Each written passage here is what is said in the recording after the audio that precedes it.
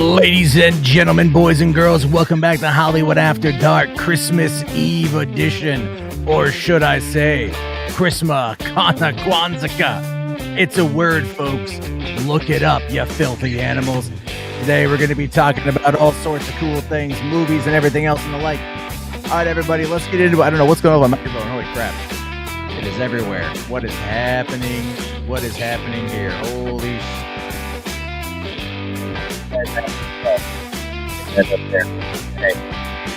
Hey, all nuts. Let's go.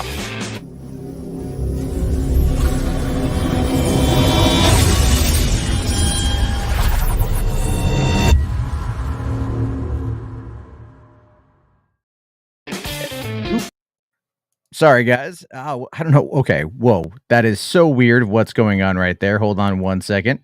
Currently having issues with my microphone. It is absolutely deciding that it wants to have other items take over control of it. It's never really done that before. Can't quite say what's happening. All right, if you guys hear me okay, let me know. Hopefully this will hold. If not, I don't know what to tell you. Try to troubleshoot it the best of my ability here. Anyway, guys, sorry I'm running behind tonight. I know I set the stream for 9:45 around my usual time, but as it was Christmas Eve, we got to watching a movie a little bit late. That movie turned out to be Knives Out 2 Glass Onion, which I did not realize was 2 hours and 20 minutes long when I hit play. But you know how it is. Once you start a movie, you can't stop. You can't wait. You have to keep going. You have to boost to get through. Unlike my pal HBarts here, who did drop a $2 super chat. Thank you so much, HBarts. Saying, I was wrong. Jarbo was right. Avatar is great. Goddamn right it is. Goddamn right it is. I kept telling you it was good. But fun fact here, it took HBarts 2 different viewings to watch Avatar. 2 different viewings to watch this thing. I thought that was pretty funny. He told me about that earlier today. I was kind of hounding him privately. Again, I don't know what is happening with my microphone. It is just, it is all over the place vocally. I can't tell. If you guys can hear it dropping down like that, it's not me doing it. That is not me. I don't know what the hell is going on. What is happening here? Okay, it's never done this before. Not on this. Not on this. Do I have anything else up right now? Is Zoom? That's why.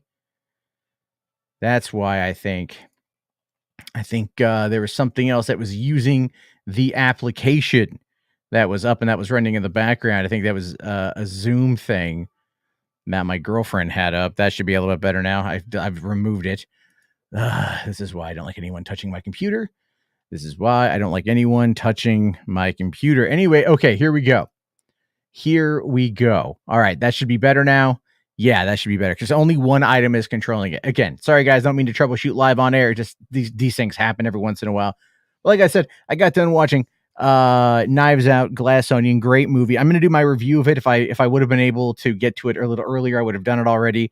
Also, my 5-year-old is currently in the room with me. She is watching her tablet and acting as quiet as a church mouse. So she hopefully passes out soon because this is Christmas Eve. She doesn't quite realize that she has to go to sleep in order for Santa to come and deliver presents. Isn't that right, kiddo?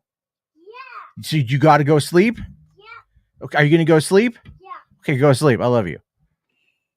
Yeah, this is I am funny. Yes. Thank you, kiddo. I don't know if you guys can hear that at all. But yeah, it was kind of a fun day. I was able to make it down to the post office finally. A couple nice packages were sent my way.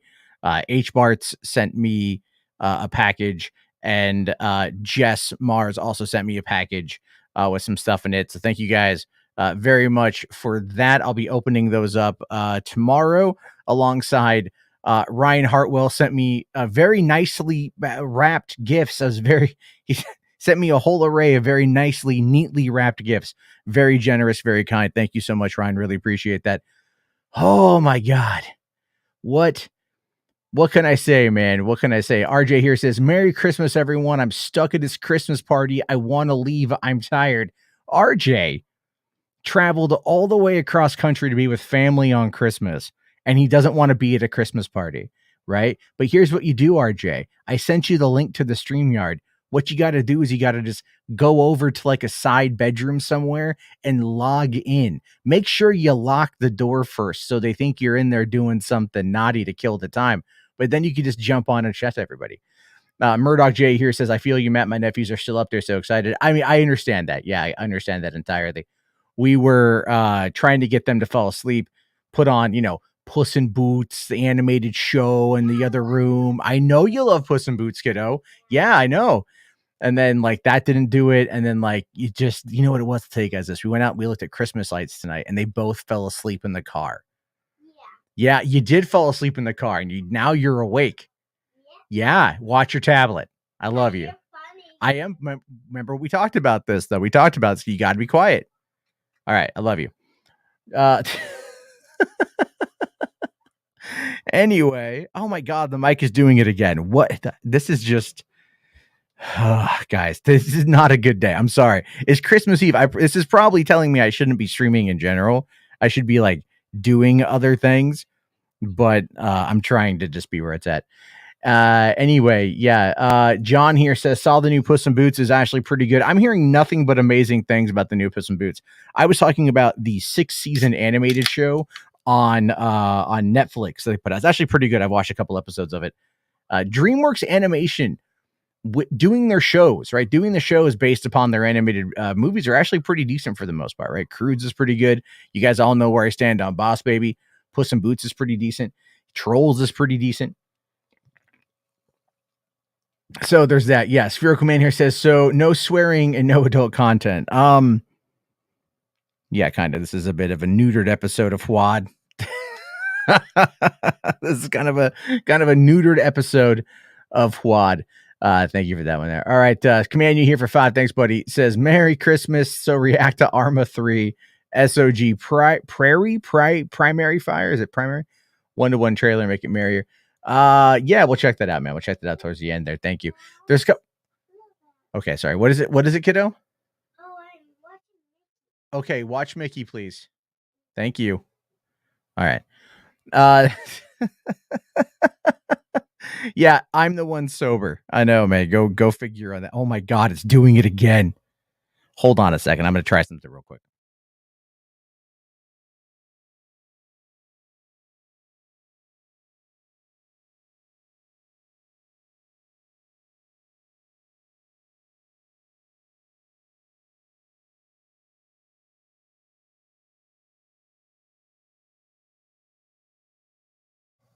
Okay, there we go. That should be a little bit better. It's, you know what it is? I might just need to restart the computer, and I just didn't do it before streaming. Usually I do.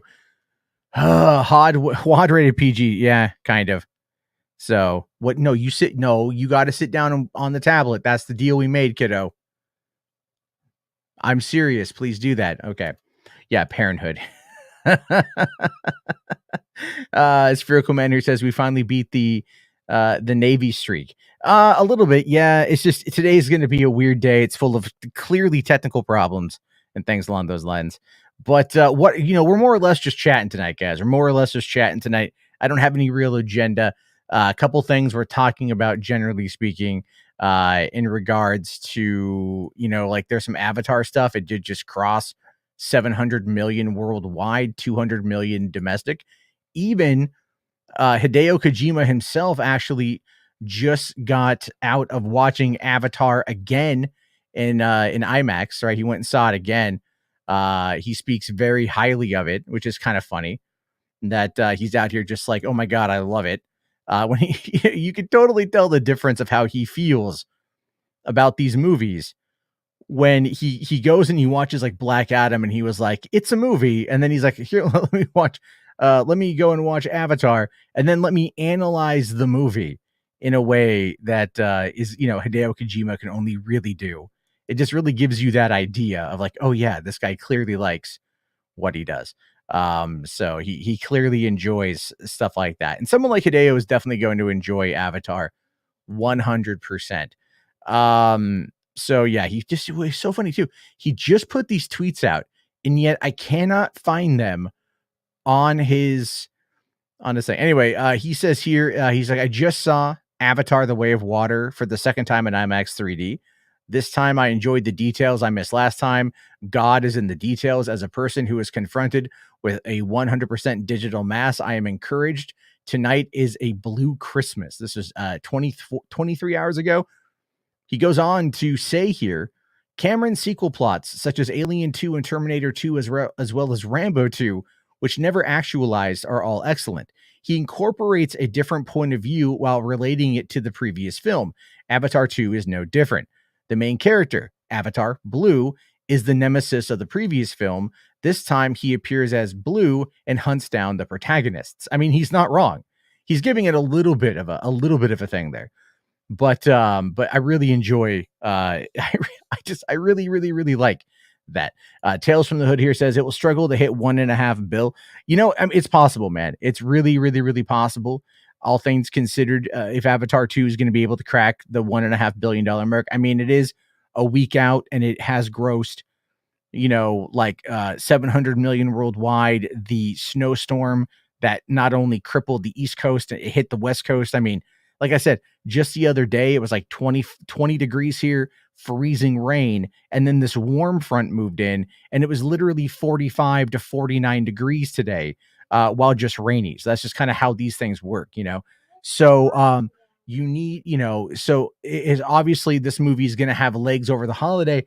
I have a feeling it's going to crack the billion mark here before the new year, because still premium seating is really where a lot of people are going to go see this first.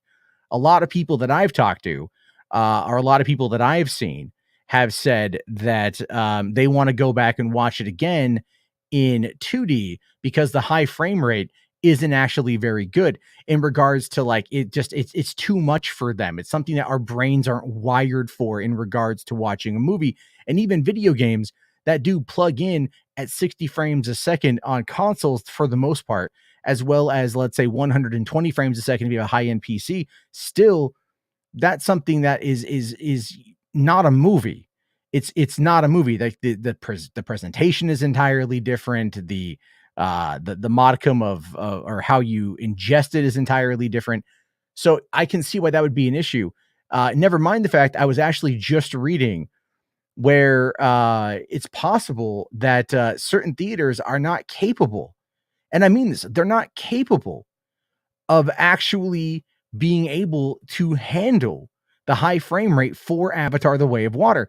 And I find that to be really fascinating because when I was watching the movie, and I commented on this to my dad, and I've commented on this with other people, I'm like, I noticed there were points in the movie where there was frame rate stutter, right? Where there was actually frame rate stutter. And I thought that was so fascinating. All right. Like that didn't really Remix here says he didn't really bother. The high frame rate didn't really bother him because he's used to a high end PC. The only times he noticed it was when it went back to 24. That's kind of the thing too, right? It's like, it's like movies, like Nolan movies, like, part of the movie was filmed specifically in IMAX. And you can tell when you're watching it in IMAX, like when the frame opens up and it feels like, at this point now you're watching it in IMAX and it's a total tonal shift rather than like the rest of the movie being like that. That is actually something that does make a lot of sense in regards to the high frame rate stuff. And never mind people not being able to like fully comprehend it. Now, I don't necessarily, Gemini Man was a little bit different though. Gemini Man was not that good of a movie. And even though Will Smith was in it and it was Will Smith versus himself and all that jazz, I think a big thing that happened with Gemini Man was it just like, it came out. When did it come out? Was that 2019 Gemini Man? That was 2019. Yeah. And it just kind of like, again, the Rotten Tomato score had it at 26%, Metacritic at 38%. You had 5.7 out of 10 on IMDb. It wasn't received very well. And because it wasn't received very well is one of the big problems that it had. If it would have been received well, audiences would have flocked to it, right? That's kind of the factor there. And the same thing is going on with Cameron here. Cameron, look, there was anticipation for Avatar 2. A lot of people were hyped up to go and see it. Everything else on that one. Hold on a second. If you go, you have to stay in here. No, you have to stay in here because mommy is meeting with Santa Claus. Remember, we talked about that? Yeah, you need to sit down. Remember, I'm working. You said you're going to stay in here and you were going to listen, kiddo. You got to stay in here. You have to stay in here. If not, you have to go to your room. So think about that for a second. Sorry, guys. We have a deal. Mommy's meeting with Santa Claus. So you can't remember. You and Santa Claus, you guys don't meet. That's how this works. Santa Claus, he works on a very clandestine environment. I don't make the rules, kiddo. This is just the way it is. Grown-ups interact with Santa Claus. Yeah, kids, it's weird. I can't spin this wheel. Well, then go watch Blippi.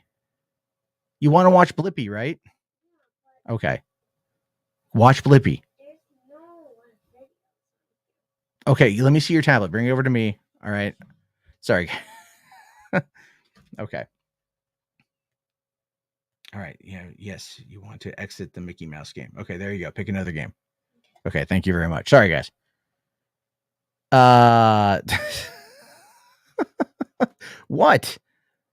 What? It's I have a 5-year-old in here. What do you guys want from me? What is that? Not mommy's meetings. Dude, shut the fuck up, dude. Just shut the hell up, man. I don't need your BS tonight. All right. Like, shut up. Just seriously go away. I don't even care. Like, I don't even care.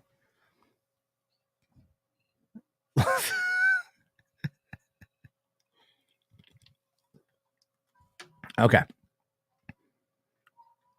Yeah, it's you when you have a kid, you got to like talk to the kid. You know what I mean? And again, my microphone is still doing all this craziness. I do not know why.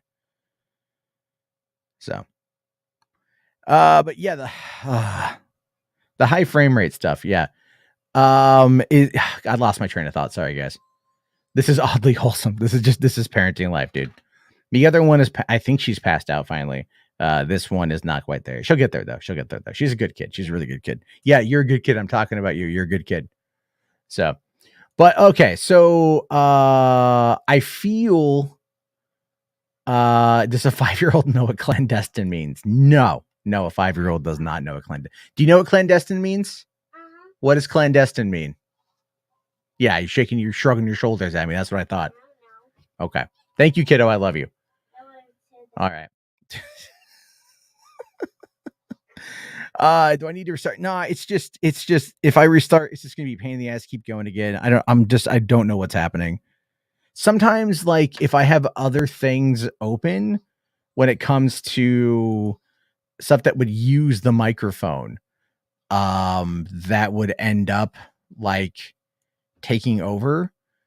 I'm just gonna kill Chrome or kill Discord. Do I have anything else open here? Do I have Zoom open? Anything else like this? It's like, this is why I hate sharing my computer with people. Every time, guys, I'm not even making that up here. Every time I share my computer, something always gets changed, right? Either it's like, I'm going to save the file to a different folder and not say anything about it. So then my entire thing gets messed up there. All right. Do I have any tabs that are using microphone? No, I don't. Okay. Anyway, I know this is not like, this is just all over the place stream here. So, why don't you guys, how many of you guys have seen, Avatar yet? Let me know on that one. If you guys, have all that, then like, let me know. Do I have? So, yeah, I don't know what's going on. Okay. There we go. I'm going to see if this works. I'm going to try something a little bit different with StreamYard, see if that holds. We'll see. Yeah, see, here's things to recommend. You keep saying you got no plans on seeing Avatar, but I'm telling you, if you watched it, I think you would really enjoy it. I do. I think if you sat down and you actually watched Avatar, I think you would find yourself being like, it's a simple enough movie. It's not going to change your life. You know, the movie is not going to like open the heavens and Jesus is going to descend down and grant you a single wish because you watched Avatar. but you're going to walk out going, yeah, okay, it was like 2 hours and 45 minutes of a fun movie. And then you can watch the second movie and be just like, yeah, okay, this like continues the story in an interesting and unique enough way to go, yeah, I kind of want to see more what they're going to do with this. Let's see. Maverick here says, I have no interest in watching it, and when I do, I'll probably like it. Same thing happened with after watching the first one. Well, yeah, exactly. You know, so like, is it really fun though? I mean, like, is it really, really fun? It's a Cameron movie. So I guess your fun is going to vary. Is that going to say? I enjoyed the spectacle. I enjoyed the story. I enjoyed the characters. I enjoyed what it set up. I liked what it was hinting at. I liked the themes it went with. I enjoyed all that kind of stuff, you know? And I think that's another big factor when it comes to you know, a movie like that, where it's like, yeah, there's spectacle. The people who just want pure spectacle are going to get it. The people who just want pure, unmitigated, top of the line CG, the kind of stuff that takes 13 years to make, that you're going to get wowed by what you see. That is what people out there, I think, are going to be okay with, right? That's what people out there are going to like.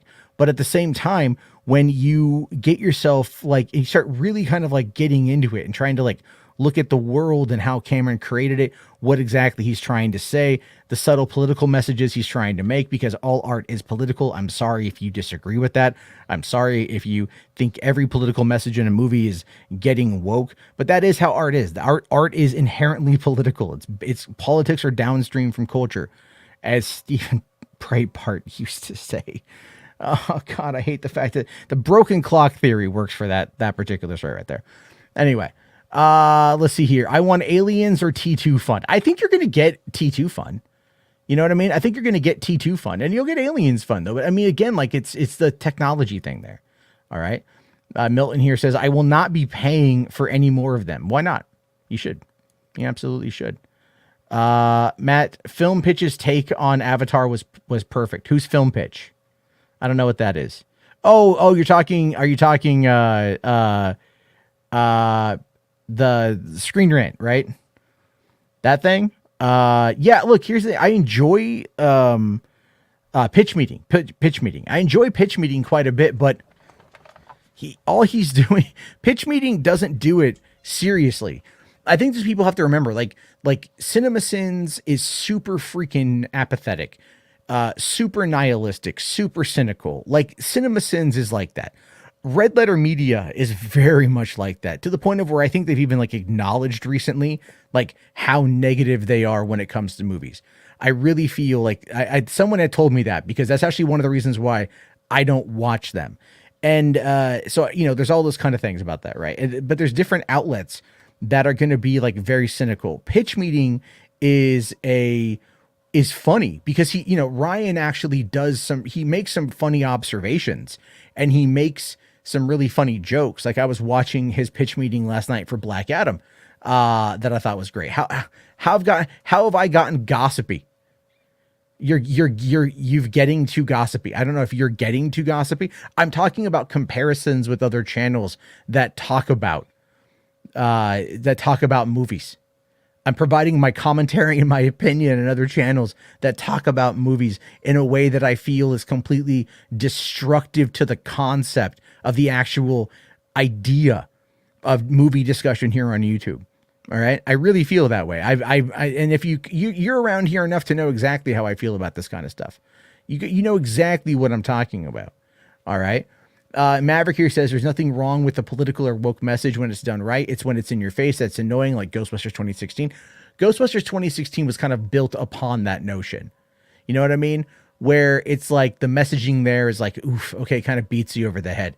Avatar 2 has a lot of pro-environmentalism messaging, and it's done in a way that, like, one scene in particular they don't shy away from it, and it's very much meant to make you feel about that, and they did a good job. I agree with Music Man here. Fuck CinemaSins, damn negative fuckers. Yeah, pretty much, man.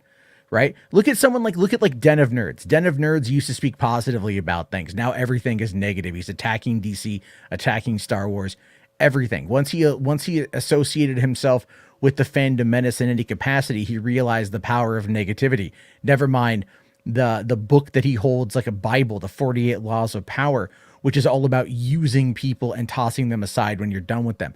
The entire core concept of movie discussion on YouTube is largely based around the discussion of negativity. Why this movie sucks, why this movie is bad, rather than actually sitting down and trying to critically analyze a movie for its merits. For its merits, what it does well. There are movies I bitch about. I will fully admit there's movies that I bitch about 100%. All right. But I get frustrated over very simple topics. But if they do something well, I'll talk about what they do something well. You know what I mean? Like, as much as I criticize Black Adam, at any point in time did I tell anyone to not go see it? No, I very, very repeatedly said, go watch it, get the VOD, check it out where you can. I tell people to watch movies. I don't tell you not to watch movies. You know, watching Knives Out, Glass Onion, solid movie. I can't even call it largely predictable because all of my theories were definitely wrong. But at the end of the movie, I was like, now they're just laying it all out in a way that, like, the last half of the movie just tells you everything for the most part. Like, it's like, okay, that was still good. I still had a great time with it. The acting was great. The writing was great. The performances were great. But I still had a problem with the way that the story was presented towards the end because I felt like it did away with the whodunit. And at this point now, it's just like, you've established what's happened. Now we're just going to take you through the process of figuring it out. But there's a couple of good things that I do want to talk about that one yet. Let's see here. Has the Fandom Menace done away with Gina Carano yet? No. Why would they?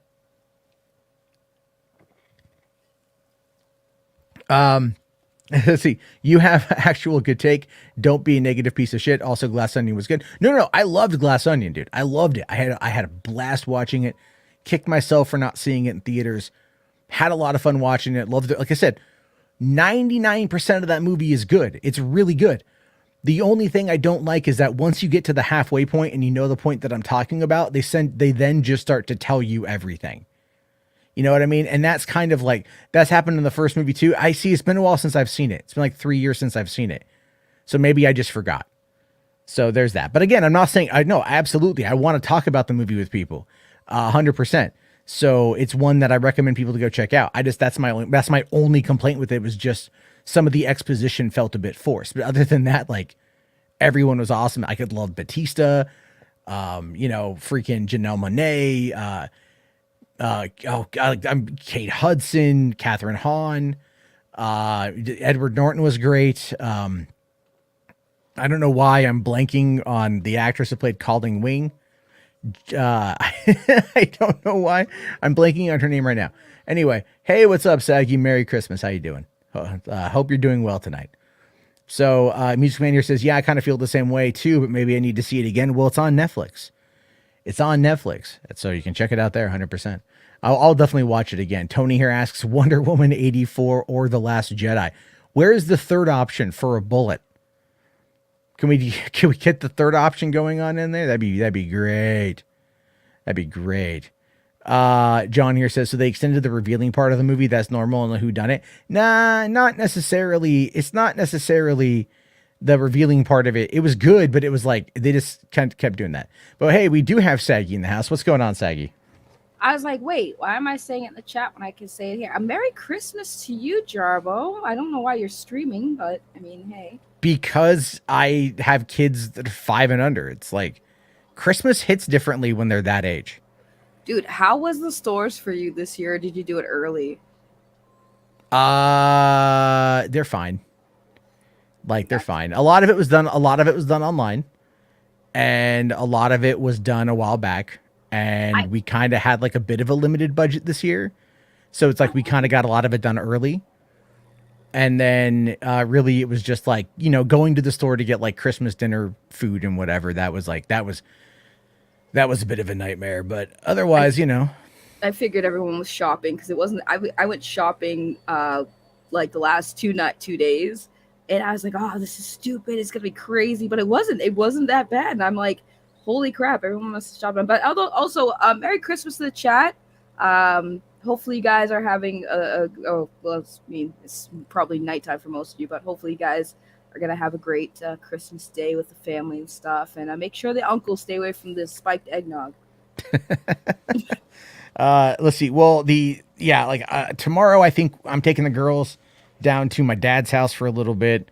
We were gonna go. Yes, kiddo. Yes, I know you love Grandma and Grandpa's house. She's still awake. She's in here.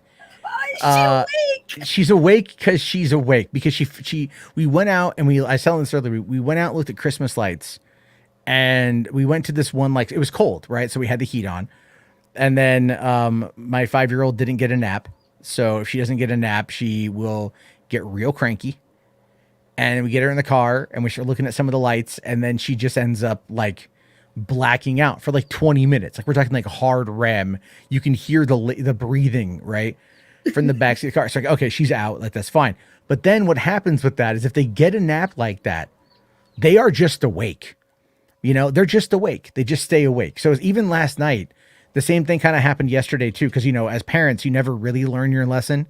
You think you do. You think you learn your lesson, Saggy. You don't learn your lesson. You're like, we can make this work. It will be okay. And then what happens with that is, no, you still F up. You still absolutely F up. And so anyway, even last night, because I didn't stream last night, I was just kind of tired. I was like, okay, cool. I'm going to go lay in bed. Everyone's asleep. I'll just hang out. I'm going to play The Witcher for a little bit, right? Maybe I'll watch, you know, Knives Out, or maybe I'll watch a movie. I wanted to watch Violent Night again, you know, like maybe I'll watch Violent Night again. I'll just, you know what? Everyone's asleep, can chill out for a little bit. Nope. 5-year-old's awake, wants to hang out with me. So what do I do? All right, kiddo, what do you want to watch? I want to watch Blippi. Okay. You want to watch Blippi, don't you? Yeah. You like Blippi and Mika, don't you? Yeah. Yeah. They're your best friends? Yeah, they're my best friends too. No, what about your kids at school? Yeah, Ruby and Katya. Yeah, those Ruby and Katya, they're your best friends at school. Yeah. I love your children. They're so cute. You have other friends, kiddo, but go back to your tablet. Go. What are you playing? Are you watching Blippi? No, it's called the Animals Rescue. Okay, if I see an egg bouncing on there, you look fine. Okay. Animal rescue. Oh my Your God. kids are the most cutest, like, innocent little people on the planet. I absolutely adore them. They're so freaking cute. Like, guys, it's a treat whenever you get to hear the little ones in the back. They're so cute. Yeah, like the 3-year-old was, you know, her vocab is really expanding, and so She was crying. yeah, she was crying today because she was upset that we had to leave the lights. Yeah, that's true. We went to the. Yeah, she's the best sister. Okay, kiddo, go back to your tablet. Bro, I'm I talking- can't, dude. Every time I hear your kids, I like tear up. Like, they're so freaking adorable. Yeah, Saggy's seen what they look like too, because I accidentally posted it to Instagram. Yeah, like a dummy. I was like, Matt, do you know your kids? Yeah. That's the problem with doing all that stuff. Let's see here. John here says, how are they that innocent from the DNA from Matt? Makes me wonder about the milkman. Listen, man, the thing is though, you teach your kids how to be very polite, and the politeness works like it's like kryptonite for adults. You know what I mean? It really is. Like if you teach your kid to say please and thank you very much, and they're very polite, they will overlook everything. Like, your kids could probably get away with committing genocide. And if they're like, I'm sorry. Okay, don't do it again. Okay, thank you. And they just get the puppy dog eye looks, like they know it. Like, no, she's looking at me right now. She's just like, I'm going to exterminate everybody. I know that look in your face, kid. People can say whatever they want about Jarbo. This child. Yeah, I know the child can't hear me, but I still feel weird swearing with the child around. But, like, you can call Matt an a-hole or whatever bad words you could think of for Matt and call him a bad person. But one thing that I can honestly tell you guys, he's an awesome dad. Like, he is a really awesome dad. It's fun being a dad.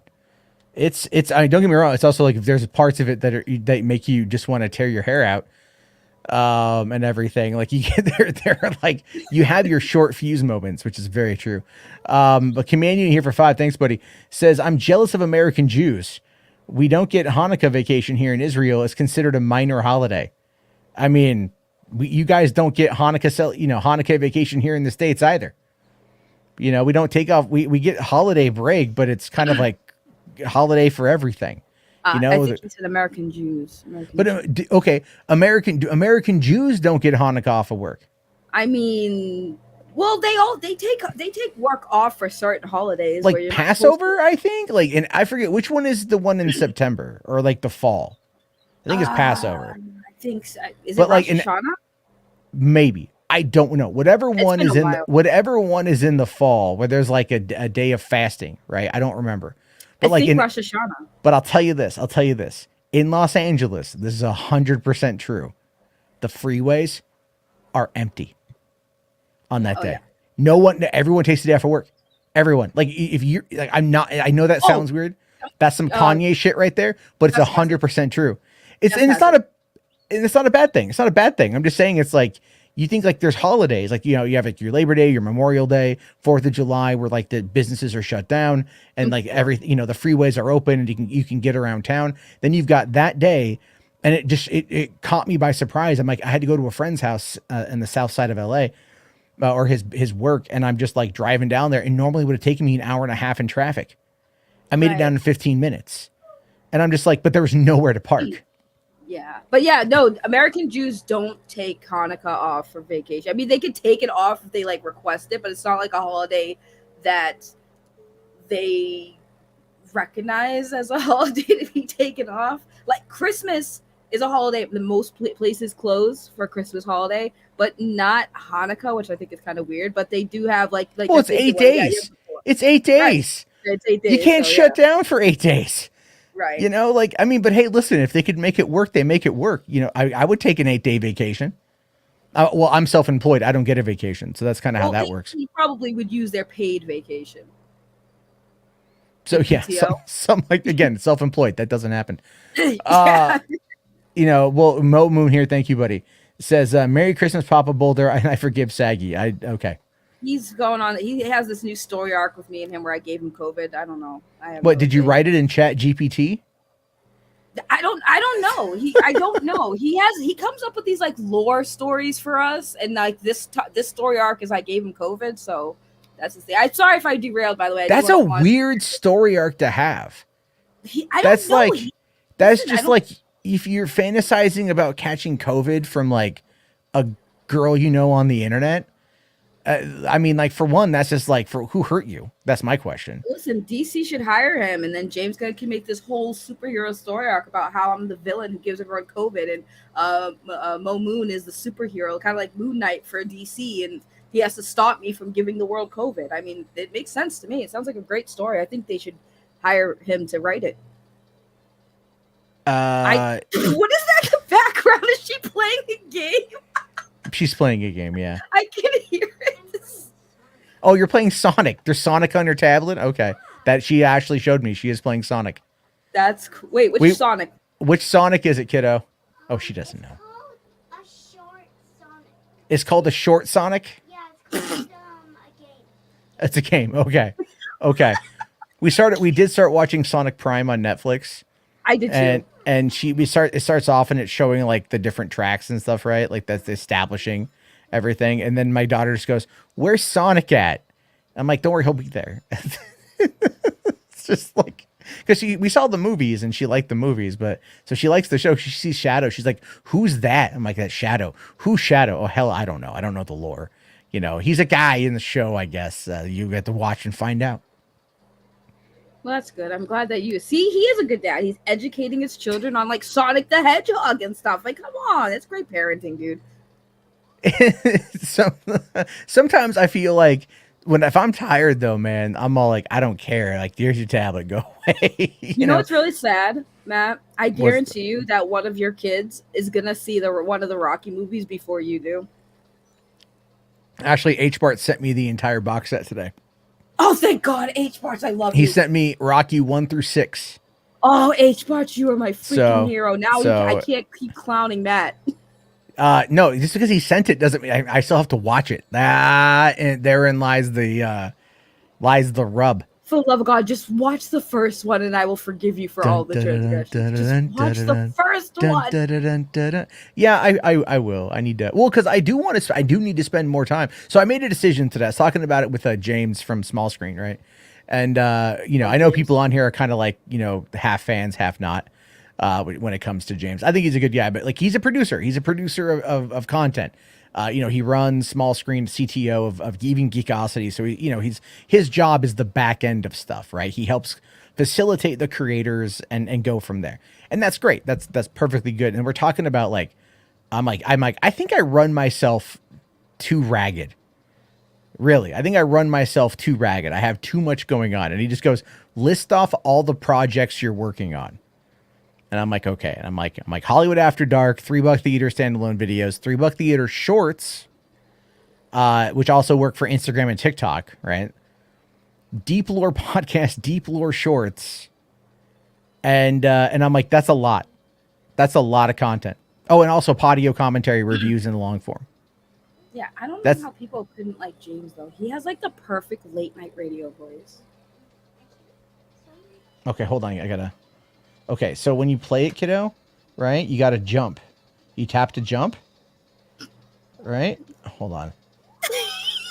Okay, we're gonna we're gonna continue. I don't know how you do it on the freaking. Oh. Okay, so you got to use the little. See how it's got the little D-pad right here. Okay, and then this is your A, right? This is your A button, your jump button. So you got to use this at the same time. So you got to tap this and then use this to jump. See? All right, hold on. I'm gonna go back this way. This is a great parent right here. He's on the stream and he's like, you know what? My kid comes first. I got to show my kid how to play the video game. Yeah, but it's like, how do you do it? Okay. This is great parenting skills. You guys are listening to what actual good parents do when they have children and they are YouTube content creators. Remember? Yeah. Okay, so it's a bit tough to do on an iPad where you've got the D-pad on one side and the button on the other. It's very difficult to do. Okay. You can hook up like a gaming controller to the iPad, right? This is one of those like fire. What is it? Okay, hold on. Start game. Right, we'll do Palm Tree Panic. That's probably the first one here. Hold on, I'm just trying this real quick. Zone 1. All right, can you go like this? And you keep... Okay, bad parenting. Now he took the kid's game. Now he's just gonna start playing it. No, I don't. It's difficult to do because like I played this on a Genesis. You know what I mean? So it's like you got to just keep. Oh, there you go, kiddo. See, you got to keep just moving. You got to keep moving forward. All right, it's like life. Keep moving forward and keep jumping on everything. And giving, oh my goodness, giving great parenting in the form of referencing Sonic.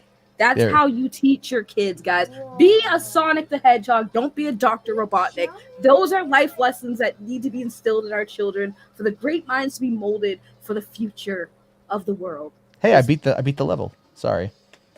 Yeah, here you go. You go back to playing it. Okay. Beat the level on her? It's the first level. Bro, you didn't even let her beat the first level? You played the next. Remember what I told you? D-pad, go to the right, and then you tap the A button, and it jumps. By the way, his kids low-key love me because every time I'm on the phone, they're always wanting to talk to me and say hi. And it's so cute. I love it. To be fair, my daughter literally will do that with everybody. All right, you don't got to take that. It's anyway. Christmas. It's Christmas anyway. Let's see here. Ryan for 5. Thank you, buddy. Says, Merry Christmas to you and your family. Here's to a hopefully prosperous new year. I'm hoping so. Thank you so much, Ryan. Thank you so much. But man, yeah, they love their Aunt Saggy. I'm like literally all my friends, like kids, aunties, and I love it because like, dude, I'm not having kids on my own because I love the kids and I love that I can give them back to their parents when I've had enough. Okay, you're annoying me now. Here you go, Matt. Take your child back. No, that's the thing. That's the thing. What you can't offer to take them and then turn that down. All right? No, your kids, I would. Your kids seem very well behaved. I think they would have a blast. Like I would, but then they'd come back and they'd be like, "I want to go back with Auntie Saggy." Yeah, well, they do that. They were supposed to go to my dad's yesterday for like, cause my girlfriend and I had our anniversary on Wednesday and we didn't really do anything because it's just like the weather has been crap, and also getting ready for Christmas and stuff. Like we hit our 14th anniversary, and that's a long time, And our joke to each other was, "And we haven't killed each other yet, right?" And I'm like, "Yeah, but it's almost Christmas." It's almost Christmas and we're not drinking yet. Yeah, well, I don't drink any. Neither one of us drink, but I'm like, hey, you want to get high? And she's like, no. She's like, no, I don't want to. But anyway, no, we were like, they're gonna go to my dad's, but we had the freezing rain. So like it rained, it froze, it stopped raining, it rained again, and then it froze again. It was like an inch of like ice. So it was just like way too slippery to go down there. And so we had to tell them, no, we couldn't go yesterday. And they were just upset because my dad and my stepmom have two corgis. They have two corgis. Aw. Yes, they have Dude, Bluto and Yoshi. What is up with everybody in corgis, dude? I go to the dog park and like 90% of the dogs are freaking corgis. Corgis are cute dogs, but these dogs are like, you think a corgi is tiny, like a tiny little lap dog sort of thing. Bluto and Yoshi, which is the names of their dogs, they are like, Bluto is like a freaking wrecking ball, right? He will just come at you and not even care. Yoshi is a little bit thinner and a little more narrow, and she's like a stealth missile. So again, you're not paying attention. She's sneaking up on your ass. And so today, the 24th, is their 1 year anniversary. So my sister, who bred them with her two corgis, brought the mama, papa, one of the other siblings, and maybe the other fourth sibling. I have no idea if she brought the fourth, and that she sold to a friend of hers, but that she sometimes takes for a family reunion. But then brought at least 5 corgis down to my dad's house. And then I was like, "Oh, you want me to bring the girls out on Christmas Eve?" And he's just like, "No, we're gonna have 5 corgis here. That's going to be insane." That's crazy. I remember the first time I took my dog to the dog park. I kid you not, there was like 4 corgis. As soon as I opened the gate to let the dog in, they all, because you know how dogs are, they see a new dog, they immediately go after him. So it literally looked like a gang of corgis just rolled up on my dog, who was a Jack Russell Terrier, and she's sitting there like, what the F is going on? Why do you all look alike? Why are you guys all over me? It was the funniest thing. I started laughing. I'm like, dude, nothing says crazy like a freaking gang of corgis just rolling up on your dog. Like, what's up? What you doing here? It's like, oh yeah, kinda. I mean, like corgis, you think like, oh, like the Queen of England had the corgis and she's just walking around with them, eh? And then, but they're the ones plotting shit. There's actually a movie, an animated movie on Netflix. I think it's called Corgis. And it's about the Queen's corgis. And I'm pretty sure James Corden has a voice in it. Like, I'm just positive that James Corden has a voice in it. I have watched so many crappy Netflix kids movies. You know what I mean? Like, and that's my life. And that sucks. But like, I had to watch the Marmaduke movie that Pete Davidson voices Marmaduke. Pete Davidson voices Marmaduke. What the hell? Right? See, no, hold on. You can't crap on all the kids stuff though, because there's some good kids shows you watched. Yeah, no, there are. I mean, I like Boss Baby. I do. Bluey is amazing. I love Bluey. Like my kids will be like, "Can we watch Bluey?" I'm like, "Yeah, you don't got to ask me twice." And I pop it on and I'll watch it.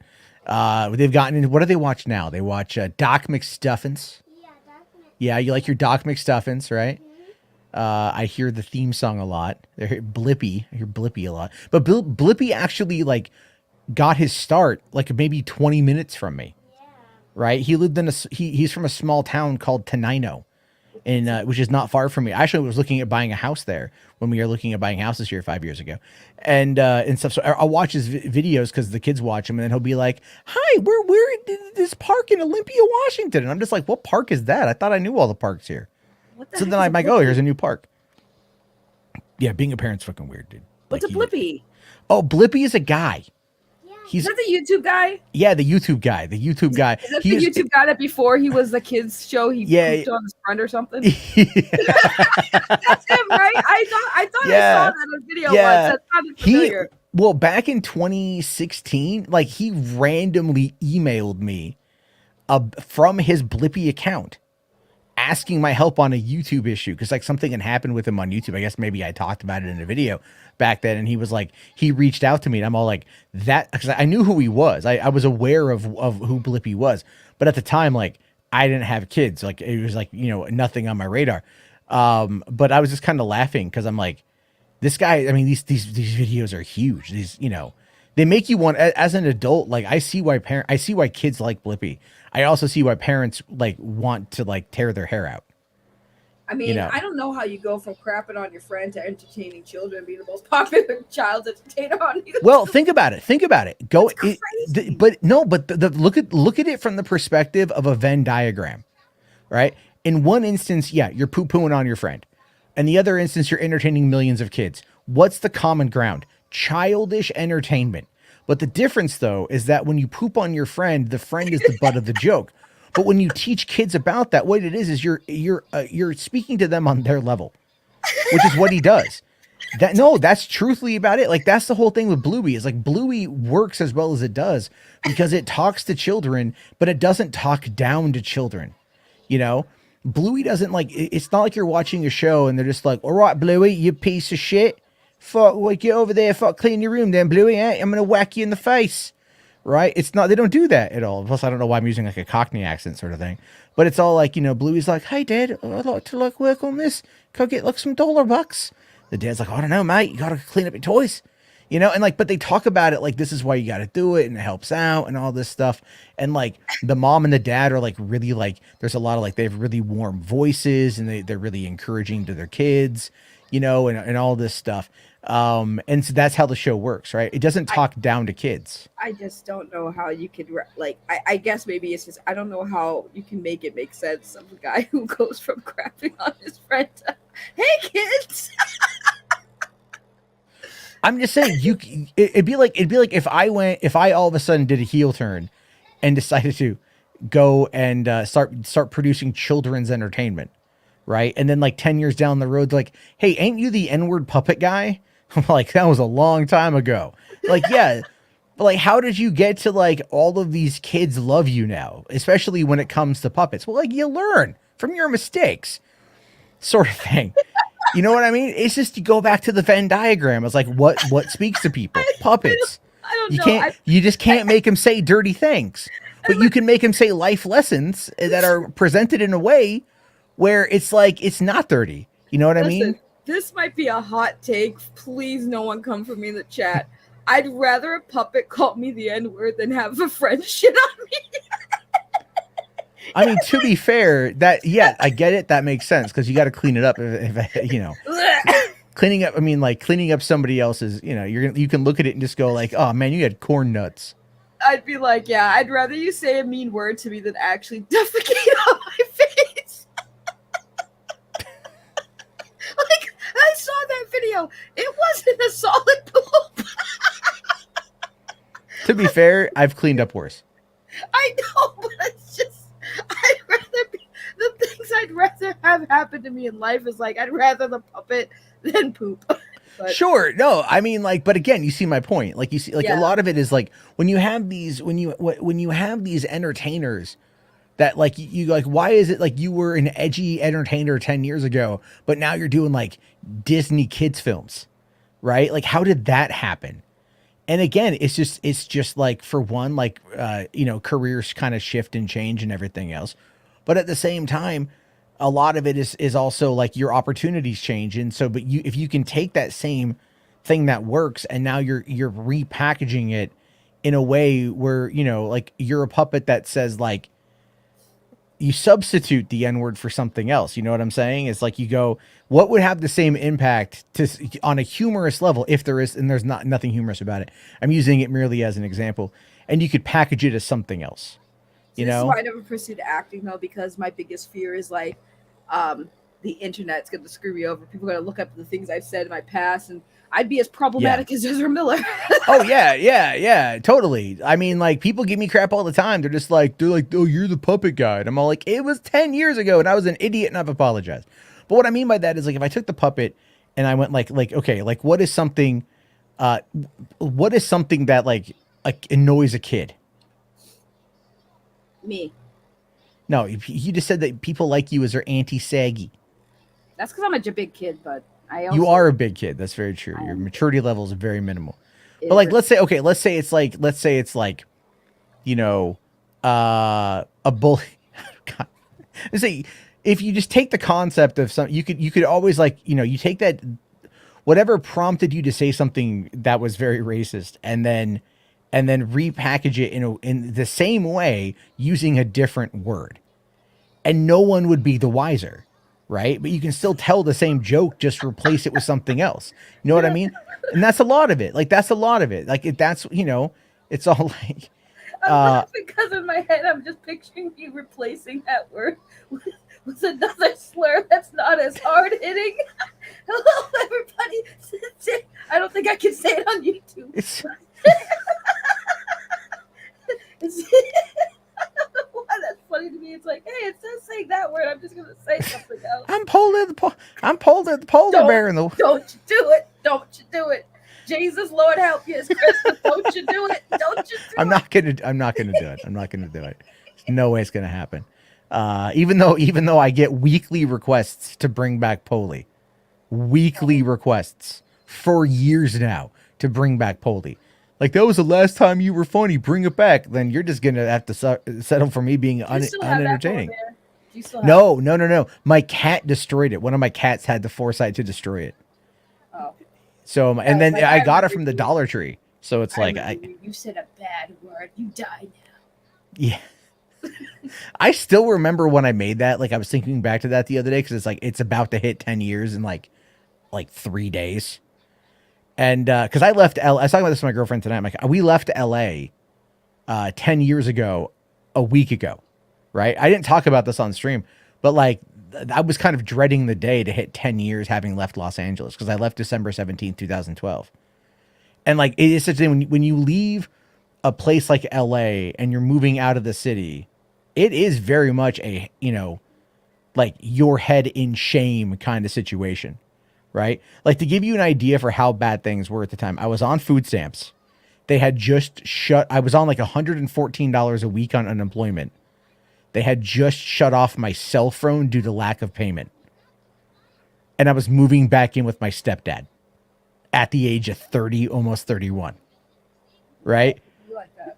So it's like, fuck, dude. You're like, oh my God, it's just not good. And so it's like, kind of like, where am I at now? It's totally different. Much better place. Still, there's improvements that could be made. But I'm just like, holy crap, it's been 10 years since I left there. And a lot's changed, a lot's been different. But it's just kind of like, you think back on that kind of stuff as like just a milestone. Anyway, so I'm making that puppet video. And because like I thought at the time I'd only been back in San Diego like a week, and all I could think about, you guys have to understand, all I could think about at the time was getting back to LA. That's all I cared about. Was somehow making enough money to get back to Los Angeles. So in my brain, I'm like, this is when edgy online videos can go viral and you can make a shitload of cash. Like a year earlier, we had the viral video from the Walmart incident that allowed us to make $860 in a week and use it to go on a cruise for my 30th birthday, right? Like we had, I was, the Mundane Matt channel was pulling in some money, and a lot of that was from very controversial topics, like talking about Coney 2012 and other things like that. Like I was reading Black Hat forum websites for like figuring out like how to cover controversial topics and still get paid. And one of the just like looking about like how these guys were doing it, like how the Black Hats were doing it. So it's like edgy content was like really what people were interested in. And people still are, you just can't monetize it as freely as you used to. And then I'm at the Dollar Tree, getting supplies because that's all I can fucking afford. And I just see this puppet and I'm just like, what if I made it say terrible things? Yeah, you definitely did make it say terrible. I did. Yeah. And so I don't look back on it fondly. I'm obviously not proud of it. It's very embarrassing to have been so stupid, but it's like, but there's like, you can look at the mindset of as to why it happened. Like, because people go like, you were 30, you should know better. I'm all like, but it was a totally different time in the realm of online comedy. It's not that I'm out there like, propagating like racism and shit. Like I'm very actively against it, but I just said stupid things in the hopes of making people laugh, but the problem with that is though, and what I've learned after all the years of the anti-SJW stuff is that what happened is it's not that it prompts the wrong people to laugh and it gets them to somewhat agree, like they agree with you, but for all the wrong reasons.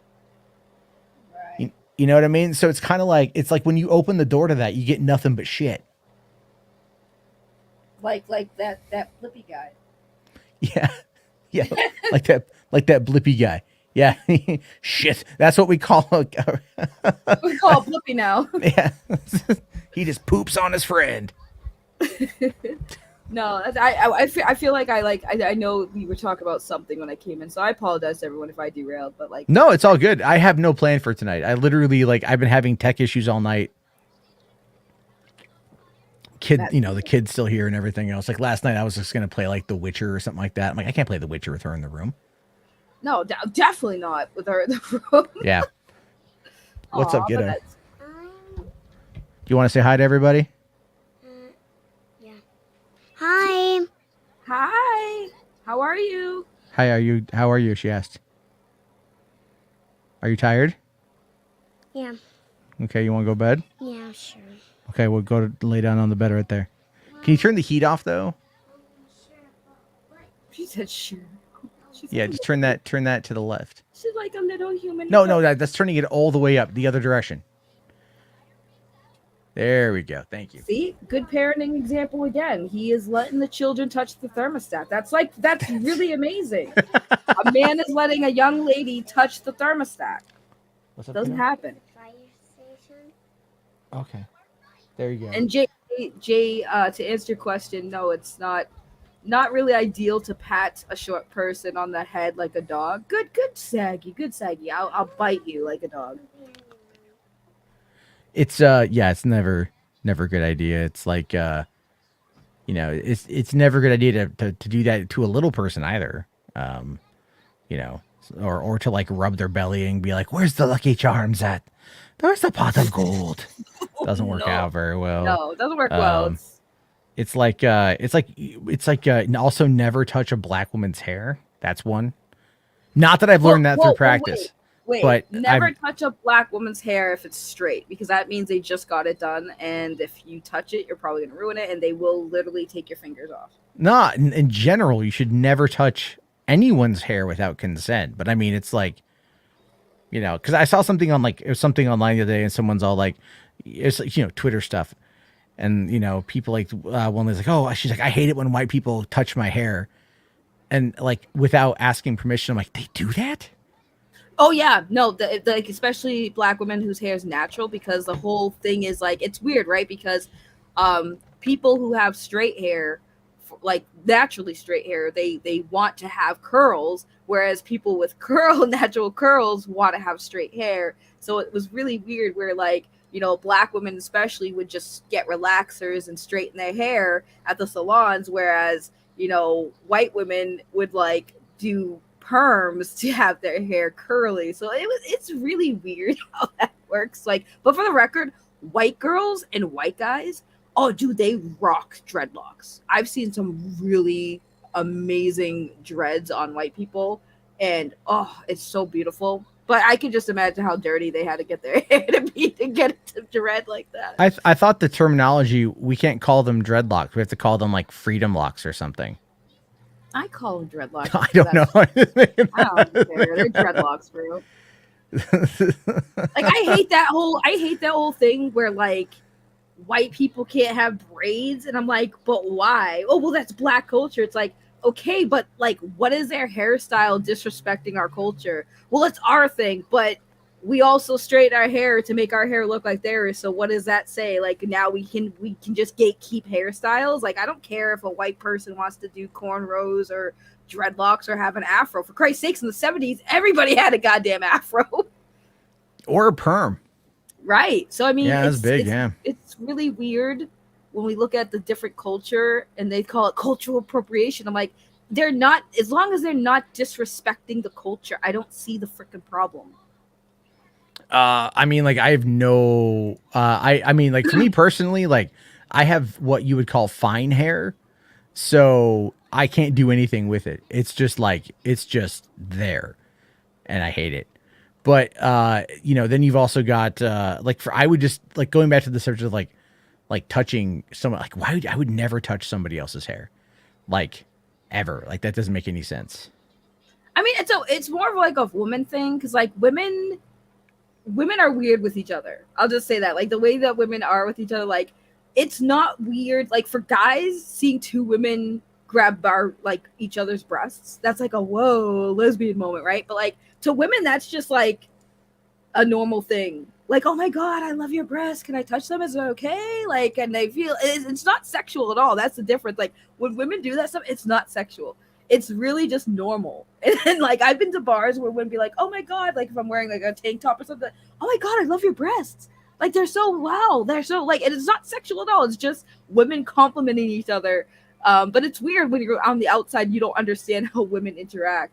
But yeah, women touch each other's hair all the time, especially in different cultures. But yeah, you have to ask, obviously. But like a lot of black women don't like when their hair is touched because it just, you know, messes it up because black hair is a lot to manage and maintain. So the last thing you want is to have all that hours you spent doing your hair be ruined by somebody's hand just scruffling through it. Yeah, I understand that. I never would do that. It's just not my thing. Just because that's just not for me. Ryan here asking, am I going to play part 4 tonight? I should. We'll see. Tonight again, there's no real plan. I'm just waiting for the kid to go to bed. Who says she's tired, but then like just refuses to go to sleep. So we'll see what's going on with this one. We also had snacked on some popcorn, and they might have had a little bit too much kettle corn, and that's on my own goddamn fault. So it's like trying to keep kids on a schedule, man. You know, it's like trying to wrangle cats. It just doesn't work out very well. But no, Tony says women smack each other's butts too. I mean, that's true. That's true. Yeah. I was going to say to Kenji, the only time it's like cultural appropriation or it's inappropriate, right? Is like, for example, there are a lot of people who fashion certain cultures, styles, but don't understand there's like tradition behind those styles. You know, like there are some like outfits that are specific for like tribal-ish like things or things like that. Like to take that, make it a fashion, I can see why that's a problem because again, those garbs are for a specific purpose in the culture, you know, and it's not something that you should make a fashion out of if it actually has meaning, especially like religious meaning and things like that. That's the thing that I think people need to understand. Like that would be like cultural appropriation, not like, oh my god, I want to have straight hair. And I know you get it, but that was like also for everybody else who didn't understand. Like there are ways where it's not acceptable. You know, like when people used to wear the I don't know if you, what do we call them? And I always fuck it up when I try to say it. Is it indigenous? Yeah, and indigenous is the term. Yeah. Yeah. So with indigenous people, like the when you see in the movies when they were wearing certain feather hats, or I don't know. Again, please don't come for me. I don't remember what they're called appropriately. But when they're wearing those, like there's a reason why they dressed like that. Again, tradition. So when that's why it was offensive because I'm like, y'all aren't even doing it the way that they did it in their culture and the traditions behind it. So I can see why that was unacceptable. But then again, like a lot of fashions, you know, like gauges, that whole thing, like you know how people have gauges in their ears. Yeah. That came from a tribe. Like that was a tradition, like part of their tribal thing, and then it became a fashion, and nobody really talked about it. I think at one point people were a little mad, but then they got over it. They're like, whatever. People are just gonna put gauges in their ears, whatever. I always thought it was like the stupidest thing. It was. I think it was. I don't know. I think it was African culture that I could be wrong. Don't come for me because I don't know. But I know it was a certain tribal thing where they put the gauges in the air where they stretch the ears, and then the lips too. The lip disc thing, that was also something that started trending for some reason. I'm like, listen, it works in tribal like air, you know, atmosphere, but as fashion, it's just like no. And gauges stink. When you stretch your ear, it smells like ugh. Yeah, I've just never understood that. People are like, oh, I'm going to get like 00 gauges in my ears, man. I'm like, they stink. They smell. Have you ever smelled someone's gauges? No, I generally just tend to avoid them on every level anyway. Oh, dude, they reek. It smells like dead flesh. It's literally dead flesh. It's gross. Well, I mean, like, they kind of like, I mean, it's the earlobe, which I believe is cartilage, you know, but I just don't get that. It's like, I don't know, like, for me, I don't understand like excessive tattoos or piercings. That's just my take on it. I'm not a big fan of that personally, but you know, people get them and that's all well and good, you know? I got my ear pierced once because there was a girl that I liked and we were at the mall together and we were walking by like this place called the Piercing Pagoda. you know, and I was all like talking to her about, you know, I was like trying to impress her Wait, like a moron. wait. So let me get this right. In Mhm. attempts to stick the girl, you Uh-huh. poked yourself instead. Yeah, you could argue that. Yeah, yeah, because we were there, and you know, and she was like checking out some earrings, and I was all like, you know, I'm like, thought about getting my ear pierced, you know, just wanted to see what it would be like, man. I don't even know why. I was like 19. And then she just goes like, yeah, you look really cute with your ear pierced. And I was like, really? I just like looked at the girl and all, sign me up, man. And I just came home with my ear pierced. And like, even everyone at work was like, the hell are you doing? Why did you get your ear pierced? And I'm all like, I was at the mall with Amanda and I was trying to, Trying you to know, poke her, I so I was poked trying, myself. yeah, you know. Wait, did you get And on the proper side though? no, I was friend zoned. No, not that. But I'm like, Oh, did you did I get get? the Oh, piercing on the yes, I proper got it on side? the left ear. I didn't get it on the right ear. I got it on the left ear. All right, you know. Okay, you're But I good thought then. about getting on both ears just to play it straight, Oh right? my Like god, if you just to did be like, that. yeah, I got like the double and whatever. And no, no. I kept it in for a couple years, and then I forget when I took it out. I just took it out, and I was like, okay, I'm good. You know, I don't need. I'm not. Who am I trying to impress with this? It's a little spike in the ear. You know what I mean? It's just a little. It was like a little spike. Like, is this all the edge? I no. Like I for a while I was wearing like bracers. You know, like trying the punk rock kind of look out a little bit. This was the early 2000s. Okay, there was a lot of very confused young adults when it came to fashion. You know, and so it was just bad. It was just bad. I know Now I'm I just got a t-shirt, short flip-flops kind of guy, and that's where I live my life. I don't get out of my lane. Period. I don't feel the well, need to. I got my nose pierced, and then I was drunk, and you're supposed to leave your piercing in your nose for like at least a year before you switch it out. And I got drunk, and I wanted a ring in it, not a stud, because most of the places around here they only will do studs. They won't pierce it with a ring. So I wanted a ring in it. So I took it out and I put the ring in it, and then it started healing over the ring. So I had to take it out and it closed. But I just got it recently pierced, like a few months ago, or no, I think it was like sometime last year. And yeah, and then now it just keeps getting infected. A friend of mine, some friends of mine, like my friend that passed away the other day, when we were I'm younger. sorry. Thank you. He was really trying to like either talk me into getting my tongue pierced or my labret pierced. And No. because he was all like, you doing? This is what he told me. He's like, dude, Jarbo, all right, get your tongue pierced. I'm like, why? He's like, dude, chicks love it when the tongue is pierced. Not really. And I'm just like, why do they love it? No, you gotta like, you just gotta, you get in there and it's just, you know, like they just like it, you know? And I'm all No. like, do they? Cause like, I haven't heard this. But then again, like at the time, I wasn't really like in the know on where the general consensus was on that level. So I didn't know what was going on. I just was like, I don't really feel like that's a thing. Because I'm also like I've seen the type of people you hook up with, you know, and like one of them was kind of a girl I was seeing at first, and then that whole thing ended, and then she went with you, and there was Listen, a lot of drugs involved on that one. listen, good fellas.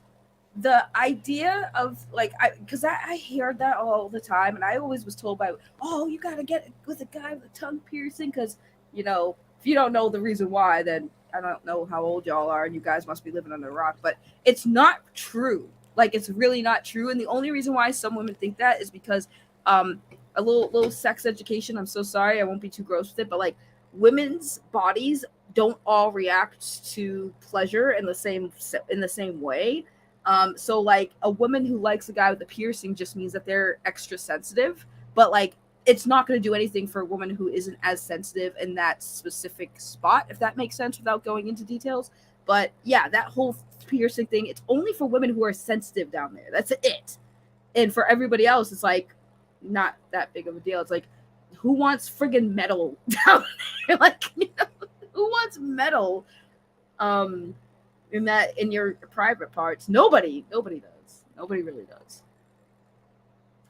All right, I need to take the little one to bed real quick because she's gonna crash out in my bed. So as to What not You want me to So hold I down just the I fort? just need you to like hold down the fort for a couple minutes while I go and do that. You got it, Um, boss. I appreciate that, Saggy. All right, kiddo, say goodnight to everybody. Good night. Could you guys hear that? Night. Yeah, I heard. Okay. Night. All right. You want to say Merry Christmas? Merry Christmas. Come here, come here. Oh, I want you. Merry I want you to say a very specific thing. Hold on. Don't make her say a bad word. He's whispering it to her. I hate this. No, come on, just say it. No. It wasn't bad. No. It wasn't bad. What I say? It's What I clearly say? bad. She won't say it. No, I don't like it. What I say? Oh, come here. No, just say it. Just say it. Just say it. No.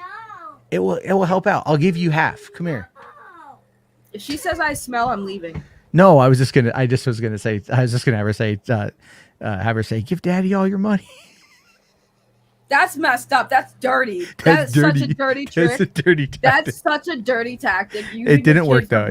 It didn't See, work. because she's smart. See, that's She's good smart. parenting. Your child knows it was wrong. She was like, I don't feel good about this, Dad, so I'm not gonna say Yep, it. there we go. There we go. It was a test and she passed. She Good. really did. She good kid. Okay. I'll be back in a minute. Dude, that's hilarious. That is hilarious. That I swear that was if she said that, I would have been dying. Oh look, it's me. It's my show. Hello everybody. Welcome to Saggy Mouse Live. I'm your host, Saggy Mouse. No. Did you guys watch any good Christmas movies? I didn't. I don't know why everyone kept asking me, are you gonna watch some Christmas movies? No. No. Why would I ever watch Christmas movies? I watched what was it, 8 Crazy Nights, Adam Sandler. Good Christmas movie.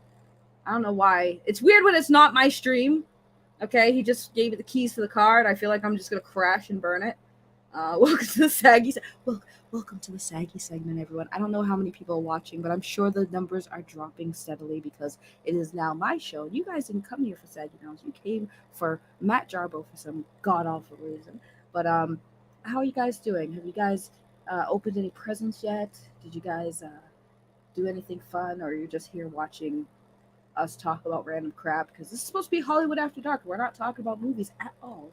We're talking about tongue piercings and all kinds of other random stuff. Black women's hair, white women's hair, and we're not actually talking about movies. So, do we talk about movies now? No? Sister Act, Die Hard, Nightmare Before Christmas, and Addams Family. Okay. Wrapping presents. Ooh, that sounds like fun. Or you got a lot of presents to wrap? I bet you do. Put the cookie down. I want a cookie. I opened my gifts a long time ago. Ooh, I hope you got some good gifts. You guys are my entertainment at work. Oh, you're working on Christmas Eve. Boo. Boo, your job sucks. Boo, Jess, your job sucks. You shouldn't be working on Christmas Eve. Let's see. How can I let you on? This isn't my show. I just got handed the keys to the car. I don't know how to drive it, so I'm just kind of sitting here in the parking lot trying to figure out if I want to even turn it on and drive it. So that's just where we're at now. And you guys are in the back seat probably like, please don't drive, Saggy. Please don't drive. We don't trust your driving skills. And you'd be smart. You'd be smart not to even be in the back seat at all. That would be the best thing for you guys, is to not be in the back seat. Saggy's Stream Service Network, the SAS network. I love it. It's very cool, man. My mom and I are going to have roast beef, eggs Benedict, and holidays. Oh, that sounds good. And did you eat all those desserts you were making the other day? Because I remember you saying in my stream you were making some desserts. Why, Saggy? Jarbo's afraid of. You think everyone's afraid of you? We're afraid of the COVID you clearly have. Oh my God, Command Unit, you're working too? Oh my God, rest in peace to all y'all working on Christmas Eve. I'm so sorry.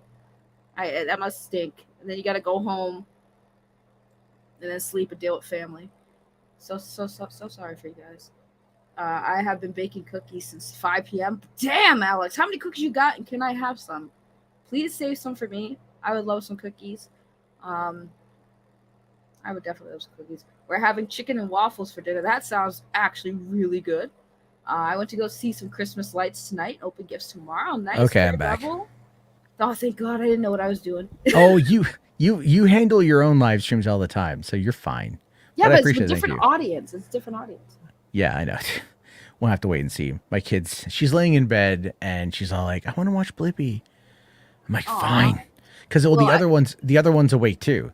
Right? Oh, like it's like the other one's awake and she's on her tablet. And I feel bad because like they usually will just pass out like after like a little bit of watching it, whatever. But it was that they both had naps in the car at like 7 o'clock, and so or like 6 o'clock somewhere that she like they're just not going to be asleep. So No, well, I was just asking the chat what they were doing and their Christmas plans, and Alex is making cookies, and now I just want cookies, and now I'm kind of like mad because I just want cookies. cookies are good. Cookies are good. Oh my We god, I need homemade cookies. we did cookies the other night.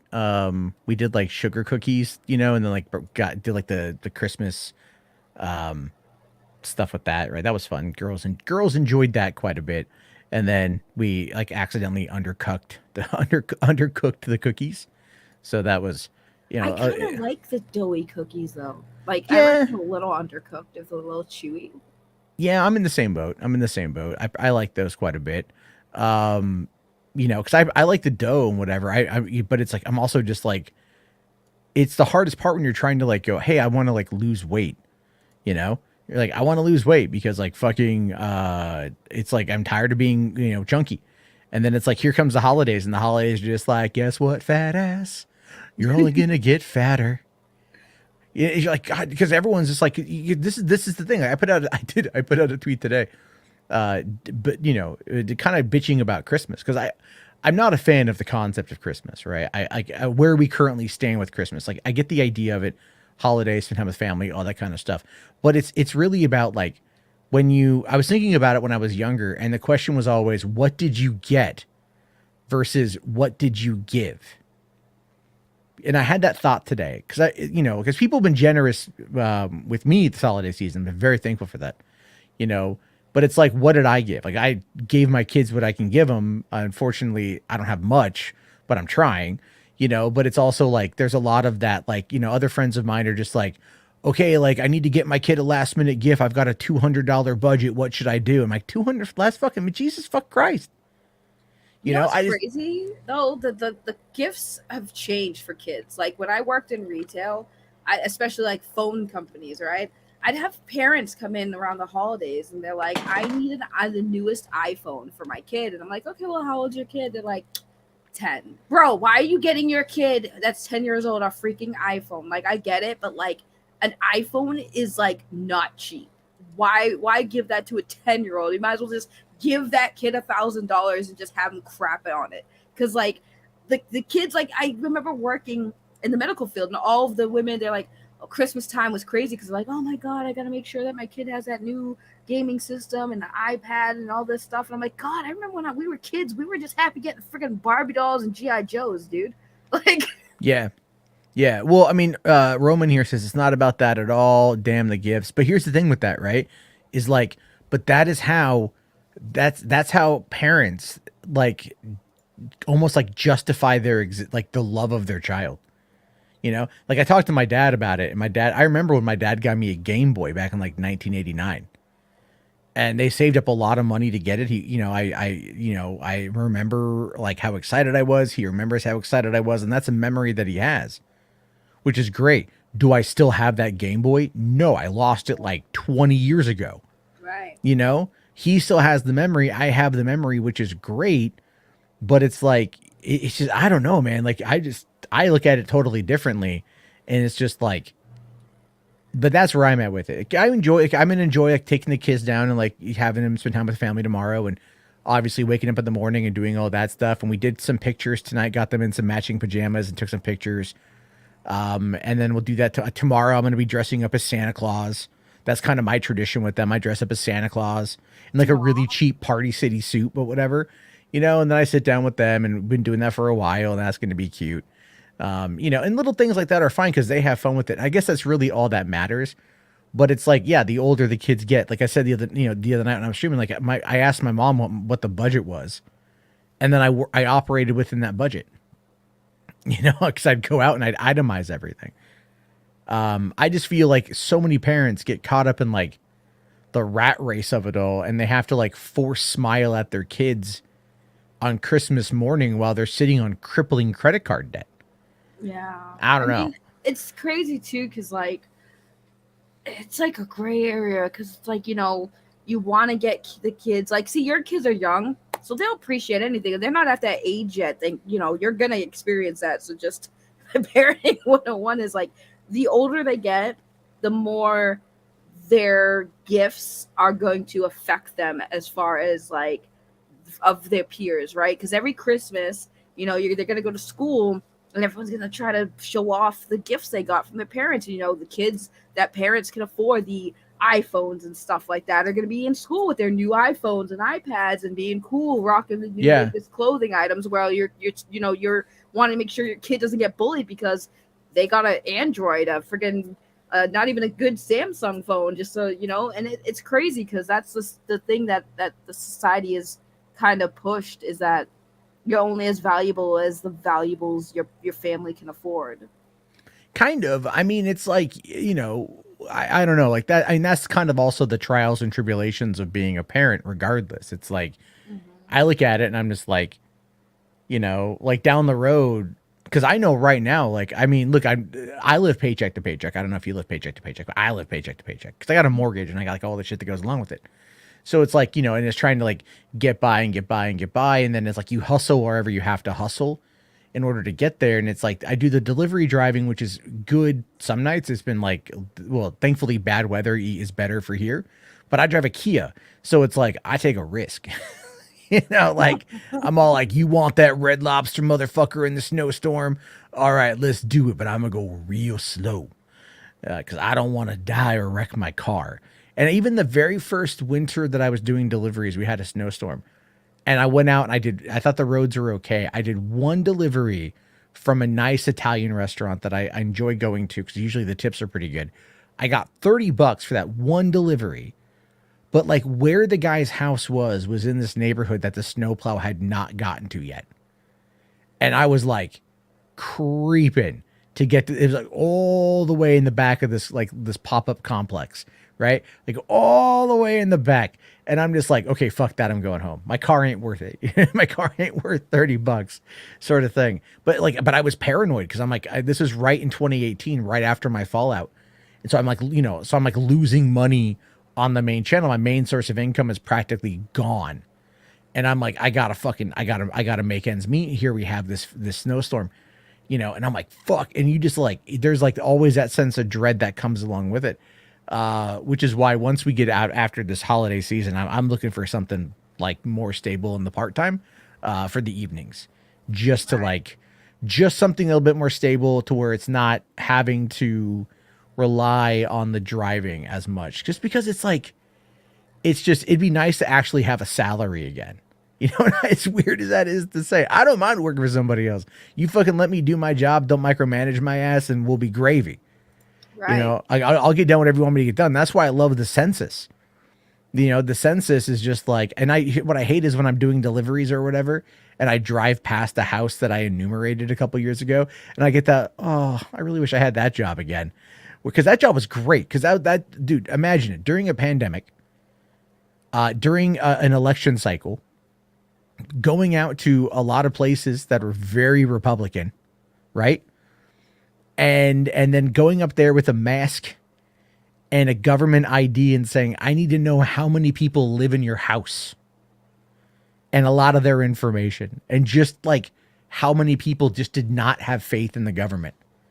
It was crazy, Saggy. It was so much fun. It was so much fun because people they'd have 18 billion no trespassing signs. None of it meant a goddamn thing to me. They're like, you can't be here. It says no trespassing. See this ID that says I can trespass where I need to, motherfucker. Now, is it just you living here, or do I need to go talk to one of your neighbors? And I did that too. But I was good. I was good at my job.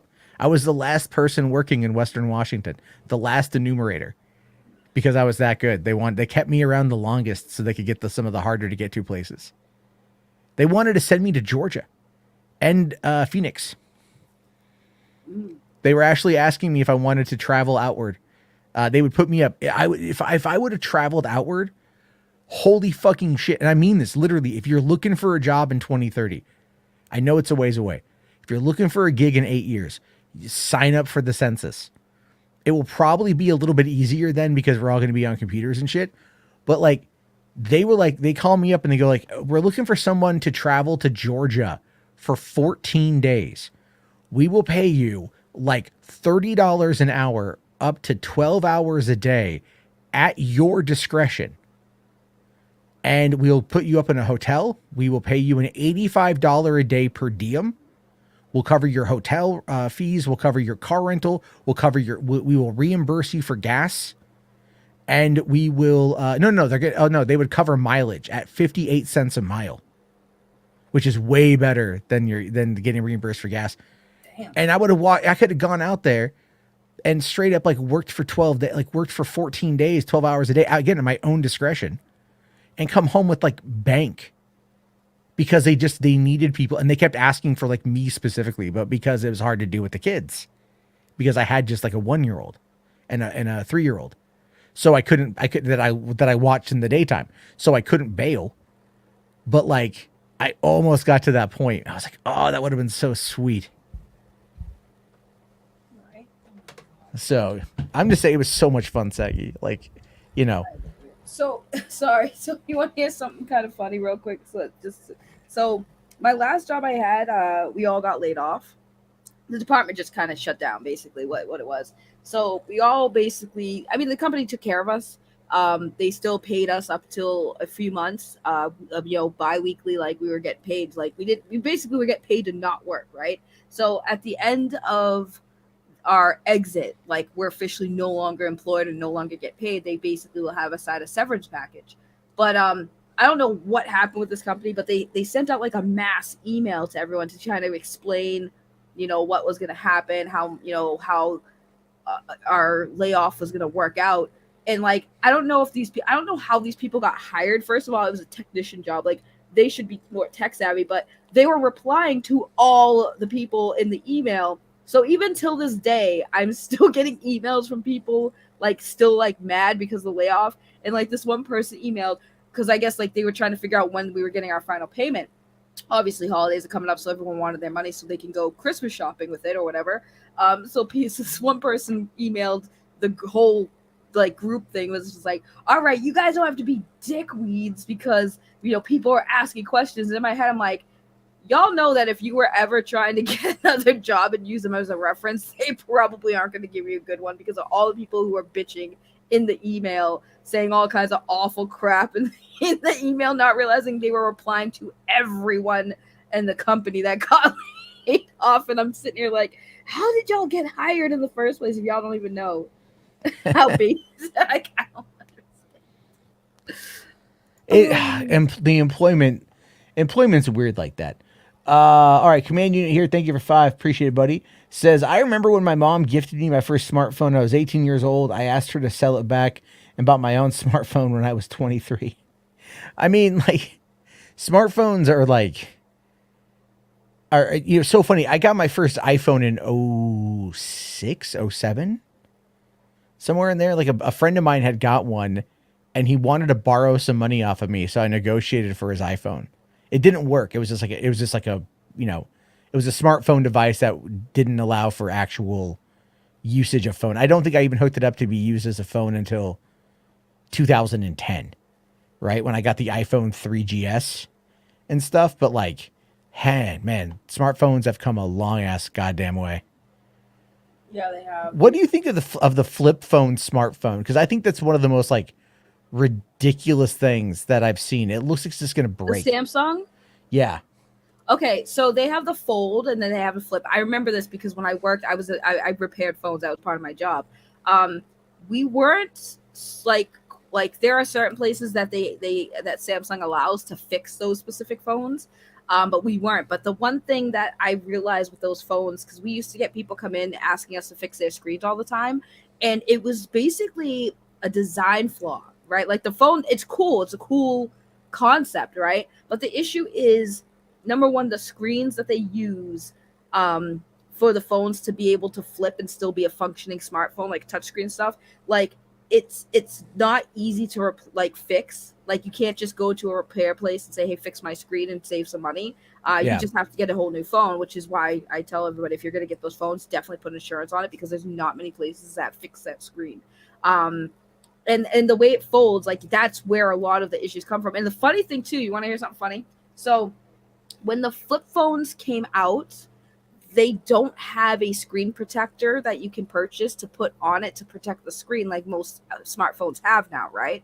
So to kind of compensate for that, Samsung kind of like built in a screen protector onto the phones, but people didn't know that. They didn't really tell people or explain that that extra film that's on that screen is supposed to be there. So when you buy a new phone, you know how most of the phones have that little plastic thing that you peel off? Yeah. Yeah, so people thought that's what it was. So they were peeling off the protective screen, which damaged the screen. So like the first year, like the first, not even first year, the first few months when those phones launched, people were effing up their own phones because they were peeling off the screen protector thinking it was just that film. So I mean, they are cool, don't get me wrong, but they do have a lot of issues because again, you're folding the screen and I mean, I think they've fixed it where it doesn't do as much damage, but yeah, it still kind of does some damage. So I don't recommend it till they fix that problem. There's for me, I got the Samsung S22. Don't like it as much as I enjoyed my S20, to be fair. It overheats way too quickly. And I'm just not a fan of it. It's faster, a little faster than my S20, but like I just don't. I'm like, okay. But yeah, I just figure like, give it 10 years and smartphones are just going to be like, fucking computers, man. They pretty much are. I mean, they really pretty much are. And the funny thing when you say about the battery, I used to laugh when people would come in. Like, and there was always older people who didn't understand technology. Because, like, there's this one woman who came in. She's like, I've gotten a new phone. I did the insurance so many times. And for some reason, the battery still keeps getting hot. I'm afraid it's going to explode. I'm like, no. That's normal. I mean, it does get a little warm, but it's a bit, how often are you using it? If you're using it a lot, the battery is going to start getting a little warm because it's being used. She's like, yeah, but it's really, really hot. Like I touched it, it burned me. I'm like, ma'am, it's not going to burn you. It's not getting to like degrees where it was punctured and it's going to explode. And it was always just something like people really don't understand how phones work, or especially batteries. By the way, fun fact about cell phone batteries, ion batteries. Do you know what? Have you ever smelled one? No. So if you ever get a scent from your phone and it smells sweet, like citrusy, that you need to like douse it in sand because that means that it definitely was punctured, and that's what it smells like. It smells like a sweet fruit. And if you're smelling that from your phone, that means your battery is damaged and it's probably going to burst. So if you don't like, I would just douse it in sand. Fun fact. That's how you deal with phone battery fires, by the way. Good to know. That's what I had to learn. Yeah, we actually had to puncture a battery in class, like when we were training for the job. We punctured the battery so we knew what it smells like, because when you're working on phones, the battery is exposed when you're switching the screens. The battery in the back is exposed, and the tools you use, if you are not careful, you could accidentally puncture the battery. So that we needed to know what it smelled like and what happens. And it gets all puffy and everything. If you ever have a puffy battery or your phone kind of looks like it's pregnant, that means your battery is not good, and you definitely need to take care of that. I've heard of that. I have heard of that before. Yeah. Like the whole swelling of the battery thing and everything else. It's like, yeah, be careful with that. Like, I tell you this though, like I have an Android. I prefer Android over iPhone. I like iPhone for like the functionality of it, but the fact that they don't have expandable memory is just ridiculous. But even the S22 that I got does not have expandable memory. So Samsung's getting rid of that as well. And I'm like, what are you guys doing?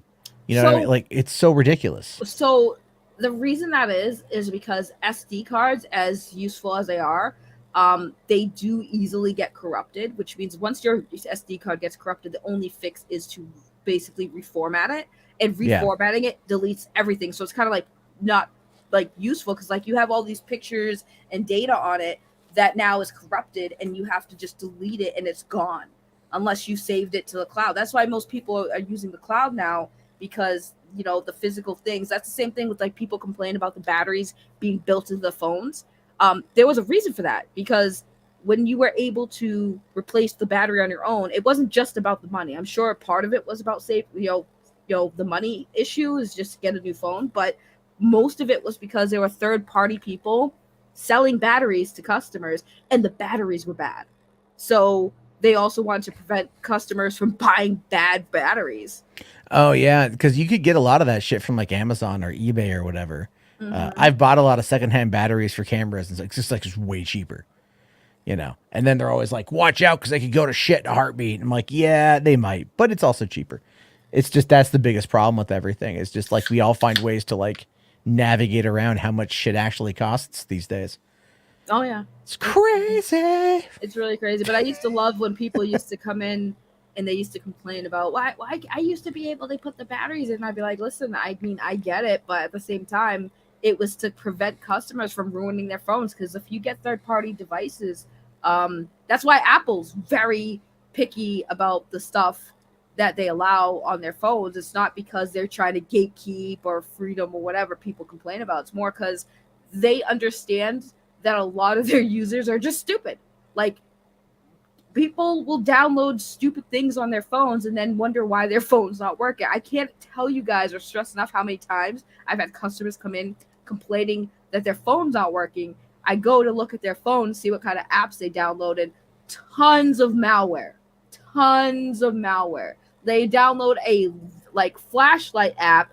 Why do you need a flashlight app? Your phone has a built-in button for your flashlight. Yeah. So, you know, it's basically like they want to make sure customers stop screwing up their own phones and having issues where they feel like they have to get a new phone because they can't fix their own phone. They don't know what's wrong with it. So yeah, that's a factor. I mean, like as I've learned over the years, even working at the drive-in, because we would watch movies that you'd listen through the radio. People wouldn't be able to figure it out. You'd be like, it's 88.1 FM. What? 88.1 FM. I'm sorry, my car doesn't work that way. No, every car works that way. All you have to do is just go back, and then I'm like, do you want me to show you? Yeah, can you, whatever. I help them out. But it got to a point where I would just be like, no, it's 88.1 FM. Sorry, what? 88.1 FM.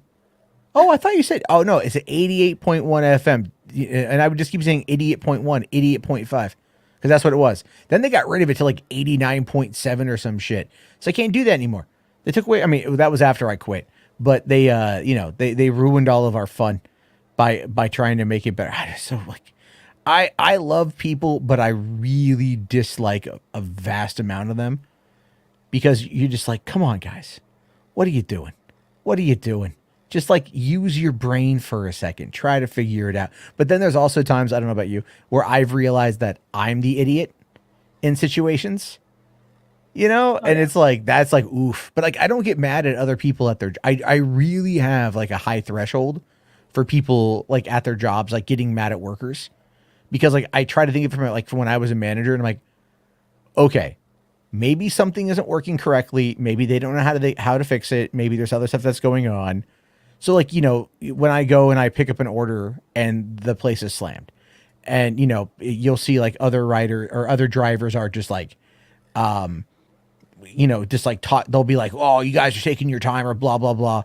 And they'll start bitching at them. And I'm like, I'm never going to bitch at the employee because the employee has got to deal with the customers that are there and the orders that are coming on in. And they're not making any extra money by now having to manage takeout orders on top of the orders coming in from customers. So it's like, I have to be, if I'm not going to be helpful to them, then I can't expect them to be helpful to me. right. And a lot of those guys, they feel stressed out and they're working their ass off trying to get it done. They profusely apologize. There's a couple places where I'm like, at this point, they know when their busy times are and that if they don't schedule for having people there to do it, like Panda Express is like that. Fucking Panda. Right. Or no, I'll tell you this, what I hate. What I hate with Uber, and they do this with DoorDash too, is like they'll get the ding, right? They'll get the order and you'll hear the prompt will pop up and they'll get it. And then they'll just say like they'll immediately say that the order is done as soon as they get the order sent to them. So then what that does is it sends the alert out to the drivers. So if I select it, okay, great, I'm going to go pick it up. Then I get there and they're like, oh yeah, no, we're still working on it. Well, then why the fuck did you tell me it was done? You know, but they do Right. that because they're like, okay, the driver may take time to get there. They don't know if the driver is working on another order. They know many of us double up on multiple apps at once. I usually do DoorDash and Uber. Some people will do DoorDash, Uber, and Grubhub. You know, and now that Uber and Postmates are there, I mean, dude, fucking, I don't know. Did you see that in the DM group last night? I posted the photo of them wanting to send me on 3 different orders in the Oh same. yeah. It was a 31-mile drive for like $30 to go to 3 different locations. And like, Good night, the- Taylor. oh, is Taylor taking off? Mhm. Hey, good night. Yeah, good night, Taylor. Merry Christmas, buddy. So I'm just saying, it's like they do shit like that. They're now trying to get us to deliver packages through DoorDash, like literally, like people's like mail and shit. Right. They want us to do that now. And again, I'm not against that, but it's like, it's so weird because they keep trying to throw more at us, but like the pay keeps dropping. Like my acceptance rate for Uber last night went from 44% down to 25% because the orders that they were sending me, even though it was super busy, the orders that they were sending me were like literally like 12, it was like $8 for 12 miles. Like that's not worth my time, Right. you know? And then I'm looking at like the distance where they want me to go, and it's like out to like fucking the boonies and shit. I'm like, I'm not going out there. And then like, I'm in this location. Send me, places for this location. Like they'll be like, go to Buffalo Wild Wings. I'm 9 miles away from Buffalo Wild Wings. Why are you sending me to Buffalo Wild Wings? Right. There's only one in the area. And even by the time I got to Buffalo, even if I went there now, would probably still be waiting for my fucking order because they never are on time ever. The people there are very nice. I have nothing against the employees that work there. They're just never on it. It's just a frustrating thing because like, we get hammered, we get injured, we get dinged on a ratings level with these companies when it's like, look, you're supplying us with like these orders that are like, go 8 miles for $3. Where's the suck my dick option? I can just decline it, but where's the suck my dick option? Like there's one guy, and I know who he is now. Like it's this person, I forget his name, but like I know the address. And if an order pops up on DoorDash, it's always like $2. And so what it is people will think, oh, if I do that, maybe that there will be a tip on the end, right? Maybe they'll tip out at the end, or they'll tip out in cash, and it's just a low fare. No tip ever, no tip. And I'm all like, I've actually like gotten that guy's order again. I accepted it accidentally, and then I looked at the address and I saw where it was, and then I messaged him and I'm all like, oh, sorry, I accepted this order on mistake. It was way too low. And then I canceled the order. I've done that. When I tried to do Uber, I accidentally accepted an order, and it was like all the way into like the other city. I was like, why did I do this? I was like, I was trying to avoid it. Yeah. But $2, yeah, that was crazy. I wanted to say something too, because somebody mentioned a comment about why phones don't come with manuals. Really simple. Number one, people don't read them anyway, so it's a waste of paper. But also mainly because a lot of phones nowadays, they're all pretty much still operate the same. You're just getting a little bit more quality, and any new features that they have, I mean, you just play around with it. So I mean, there's really no need for manuals on how to use smartphones unless like you've been living under a rock and you've never owned one before. I mean, that's what they usually train the phone company carriers to do, is try to take time to teach people how to use their phone. But that's why, because most of the phones are pretty much the same. Like if you get one iPhone, you pretty much know how to use all of the iPhones. Yeah, I mean, and thankfully, to an extent, people these days are actually pretty good at figuring out their phones. I mean, they're kind of dumb about it, but they're I would say for the most part, people have a more solid understanding. Here, I'll show. I took a screenshot of one of these orders from last night. This is what I'm talking about here. So you can see where I was at. So like, there's Tumwater, Olympia, Lacey, and West Olympia. So I was all the way over in this place called this place off of Yelm Highway. That's down over here. And there's a lot of like where I was at, there's a lot of like that straight line right there is College Avenue. So there's a lot of restaurants over here. There's a neighborhood over here, a lot of stuff. They wanted me to go into Lacey to pick up an order, then go, I forget which, that was like some, I think it was like a Thai restaurant for this. Then they wanted me to drive all the way over here. This is Panda Express where it says Tumwater. Sorry, that wasn't Panda. That was Happy Teriyaki. But there's like a whole bunch of Happy Teriyakis, right? But this is Happy Teriyaki number 5. And then they wanted me to drive up here to the west side, all the way up here. This is up here at the top one, the middle one. You can see like that peninsula. That's actually right pretty close to Evergreen State College. And then they wanted me to come out of there and drive all the way up to this top one up here. And that's Steamboat Island. And that's a ways up there, right? And it was 1 hour, 23 minutes, 31.5 miles, $31, 3 deliveries. An hour and 23 minutes. I mean, this is what I'm talking. This was a lot of last night. I get these. I get a lot of these all the time. I just found a way for you to make a lot of money. I just sent it in the DM group. You should check it out. Do I have to post pictures of my penis? Because like I'm not really. No. Look for that. This is what you need to do. I just got that name. Attention, email, by the way. Uber and Lyft rideshare assault. See if you qualify for compensation. Were you involved in an incident of sexual or physical assault while using a ride-hailing? I mean, like, the customer fucks us, but not in a proper way. I don't think it works that way.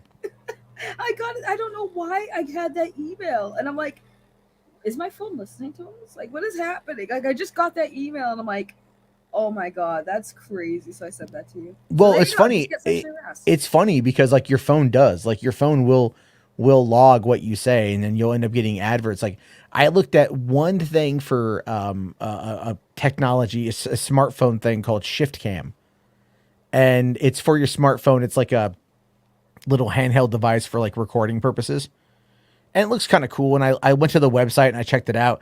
All of the ads I see on Facebook now are all Shift Cam. That's all the ads I see. I hate it. And it's like, and I'm like, God damn it. Instagram's kind of the same way. Other places are very similar. If I click on something, it's just literally everywhere. And I get why they do that. Like, what I don't understand is this, and this is just maybe me being a bit of a boomer or whatever, but like, I do not engage with sports. I'm just not a sports guy. I don't care.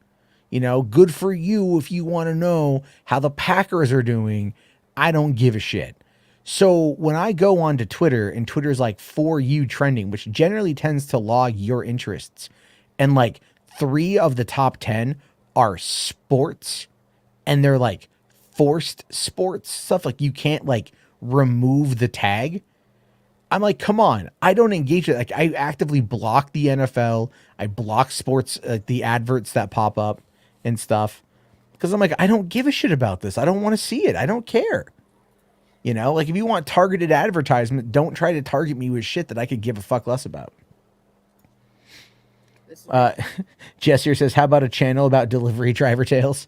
I mean, like that's the thing. Most of the delivery driver tales are like pretty chill. You know what I mean? Although last night I almost slipped and fell in a guy's driveway. As he was like, I left the food at his door. I was walking back to my car. It was like still a little icy out. And I end up kind of sliding a little bit. And I'm like, oh, shit. And like, I kind of strained my groin a bit. And like, the guy heard me and then just shut the door. Like, remember last year when I fell and broke my back? Did you heard about? That's right. I made fun of you for that. Yeah. So the complex. So I was dropping off KFC, and when I fell and broke my back, the guy, like the apartment that I fell at, they opened the door and took their food. They heard me yelling in pain. They opened the door and took their food and went the fuck back inside. Didn't say a fucking word. Right? Like, other neighbors of theirs came over and were cool about it and shit. But like, that's the reality. I don't know if they felt like they were going to be blamed or whatever. It's like, not my fault. Your complex has a burnt out light and the same fucking color for your stairs and your deck. Like, it's not your fault. But like, at the same point in time, like if somebody would have fallen, I would have been like, hey, are you okay or whatever? Like, try to help out. But people just don't want to deal with it. They just don't want to deal with the hassle. You think Tony here says, I think HWAD was born out of your injury.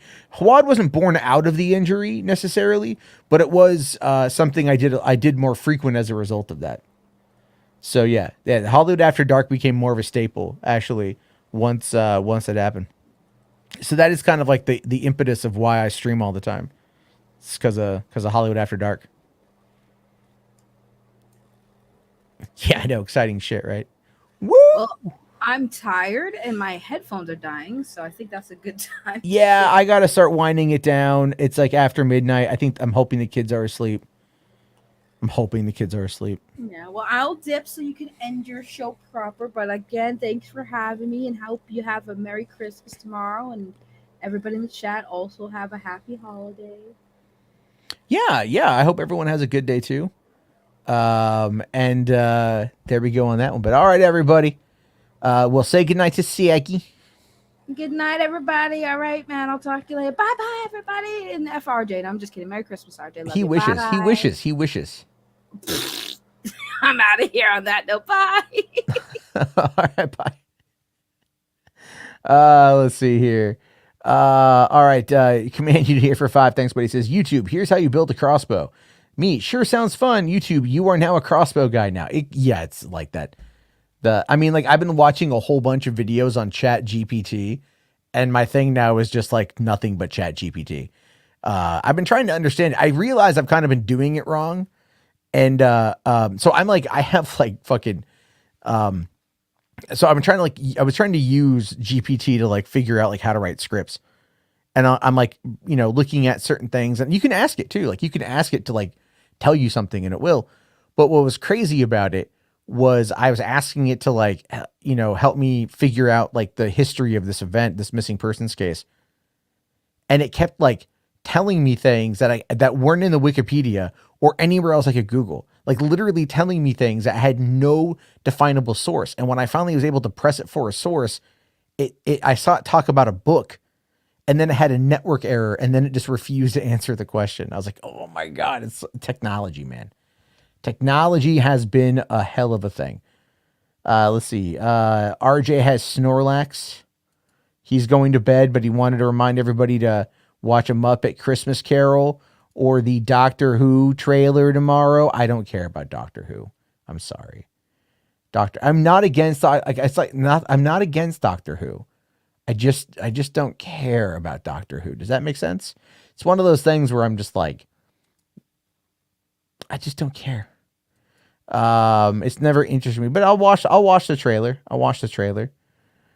There's I think, what was it? What else came out today? You have like the Arc, the animated series season 1 trailer. Oh, Project Justice League just dropped the ultimate cut, which we can, we'll do that tomorrow night, because I'll be able to stream a little earlier. We'll do that tomorrow night. We'll watch it on stream. We'll do the whole thing on stream, because I can watch the whole thing. It's 43 minutes. I haven't watched any of it yet. So we'll do that tomorrow night, because people will be chilling. It'll be a little later in the day. It'll be a good time. Head by many, head by all. And I think everyone is going to have a good time. But why don't we take a look here at Command Unit had asked to take a look at the Arma 3. This is a trailer for Prairie Fire Update 101. When did this even come out? I don't even know. Let me take a look real quick.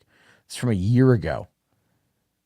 So we'll check this one out and see how it is. And then, I'll go from there. This is at least, because, sponsored by either Warhammer or Arma.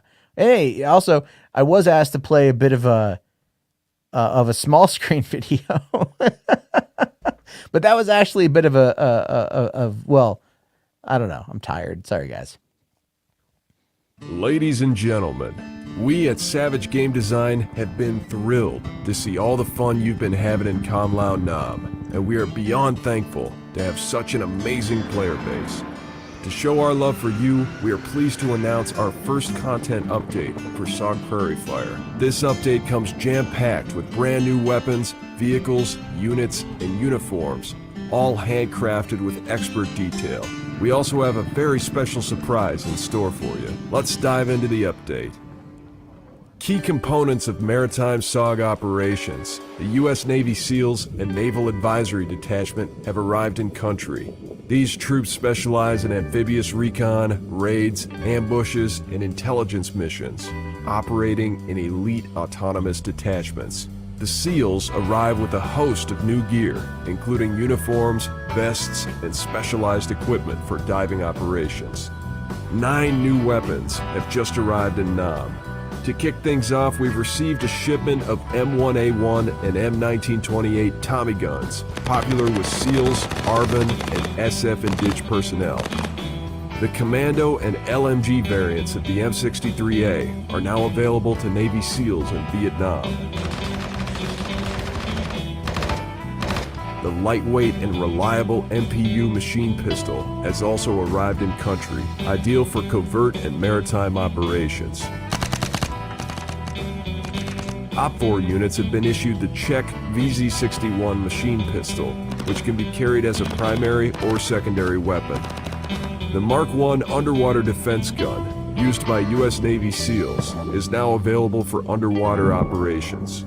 The Bohem Automobile Company has released their Bon, Rodina, Coupe, and Krabica models in Southeast Asia. The Recon CO says he doesn't want to hear about any funny business involving recon troopers with these new toys. Watch your backs on Weekend Pass. Word in the Recon Club is rogue actors have been rolling around the streets in hot rods toting Tommy guns. The M151 can now come equipped with the TOW missile system. Several heavy weapons are also now available as static turrets. Welcome to Khe-Sanh, a brand new terrain developed by team member Tempa and the crown jewel of the 1.1 update. From the Joint SOG U.S. Marine Corps Mission Support Site Hickory to the streets of Khe-Sanh to the Lang Vei SF camp, you can explore the infamous Quang Tri province of Vietnam, patrol muddy rivers, fight for key hilltops, traverse lush jungle, and charred earth. This 225 square kilometer terrain is more than what meets the eye. Bring extra bug spray, plenty of ammo, and watch out for snakes. We hope you enjoy SOG Prairie Fire's 1.1 update, and we can't wait to see what you'll do with all these new toys. Have fun, and until next time. All right. Cool. I mean, the game looks fun. I don't know if that's multiplayer or if that's a single player thing. I have no idea, but it looks all right. I mean, the Arma games have definitely a good dedicated fan base. What I've noticed, though, ever since the Henry Cavill announcement for Warhammer, there's been a lot of Warhammer articles that have popped up on different outlets, on different websites, talking about like, oh, here's everything you need to know about Warhammer 40K, and it's like, all right, cool. So there you go. I mean, it's just there's a lot going on with this stuff now. John here says, I don't play those games, no interest. I mean, I wanted to play, I'm trying to go through The Witcher 3 because of that new update, and I definitely want to try to go through State of Decay and whatever. I do like that quite a bit. The Outer Worlds, a couple games. I'm tempted to like pick up I got a little Christmas gift card, and I thought about do I want to get Dying Light 2 because it's like $30 right now, so that'd be kind of fun because I really enjoyed the first Dying Light, so I have to see how that one goes. But yeah, guys, it's getting to 12:30 right now. If you guys have any final comments you want to make, that'd be great. If not, I'm probably just gonna wind it down. Ryan, we'll check out the fourth episode of that thing tomorrow. I really enjoy Playtime. I think it's a really good little short, but something when I'm a bit more awake. Music Maker says, I need to play State of Decay 2. It's a lot of fun, man. It is a lot of fun. There is it's a sim and whatever. They're getting ready to release a new patch in a few months that's going to have like an even harder difficulty. So, that should be pretty fun. Because they're gonna like do some stuff that's gonna like update the the plague heart stuff. So plague hearts will be asleep when you first get into an area, and then the more noise you make, the more that they wake up. And then when they wake up, then that's going to cause a lot of problems. So a lot of what they're going to try to get you to do in the harder difficulties is to actually like not engage with the zombies and to take a more slow and steady approach, to kind of like loot silently and then get closer to the plague heart and then go and take it out from there once you have the means to do so. Because once you start attacking a plague heart, it just alerts all the zombies and shit gets real quick. A lot of fun. A lot of fun here. Command unit here says Arma is everything. Well, thank you. Thank you for that, command unit. Appreciate that. John here actually agrees with Mo Moon that Moonfall was a good movie. Mo Moon here says Moonfall 2 has been greenlit. I do not foresee that being a real thing. I'm sorry. I just do not see that being a thing at all. But I'll tell you, I'll Google it. I'll Google it here. All right. According to the Digital Fix, they say that Moonfall... they have a website here called Moonfall 2 release date, speculation, trailer cast, and more. And then they really, it says here, unfortunately, at present, Moonfall 2 has not actually been confirmed, so we don't have a release date at the time. So that should tell you everything you need to know about Moonfall 2. Moonfall 2 doesn't exist. Am I calling you a liar? Yeah, 100%. Yeah, I'm 100% calling you a liar. That's okay. That's okay. That's all right there, guys. But all right, everybody, I got to go to bed. I got to try. Kids are going to have me up early in the morning. You know how it is. Thank you all for hanging out while the stream had technical difficulties, but joined obviously by Saggy and then my wonderful 5-year-old daughter popping in to say hello. And I'll be on tomorrow night because once Christmas is over, then it's just like back to normal. And we'll check out the Project Justice League tomorrow night. Support the guys over there for that one. All right, everyone, have yourself a great night. Enjoy your Christmas. Hope it was fun. Hope it's merry, filled with mirth, glee, and maybe a holiday hand job or two. All right, everybody, peace the hell out.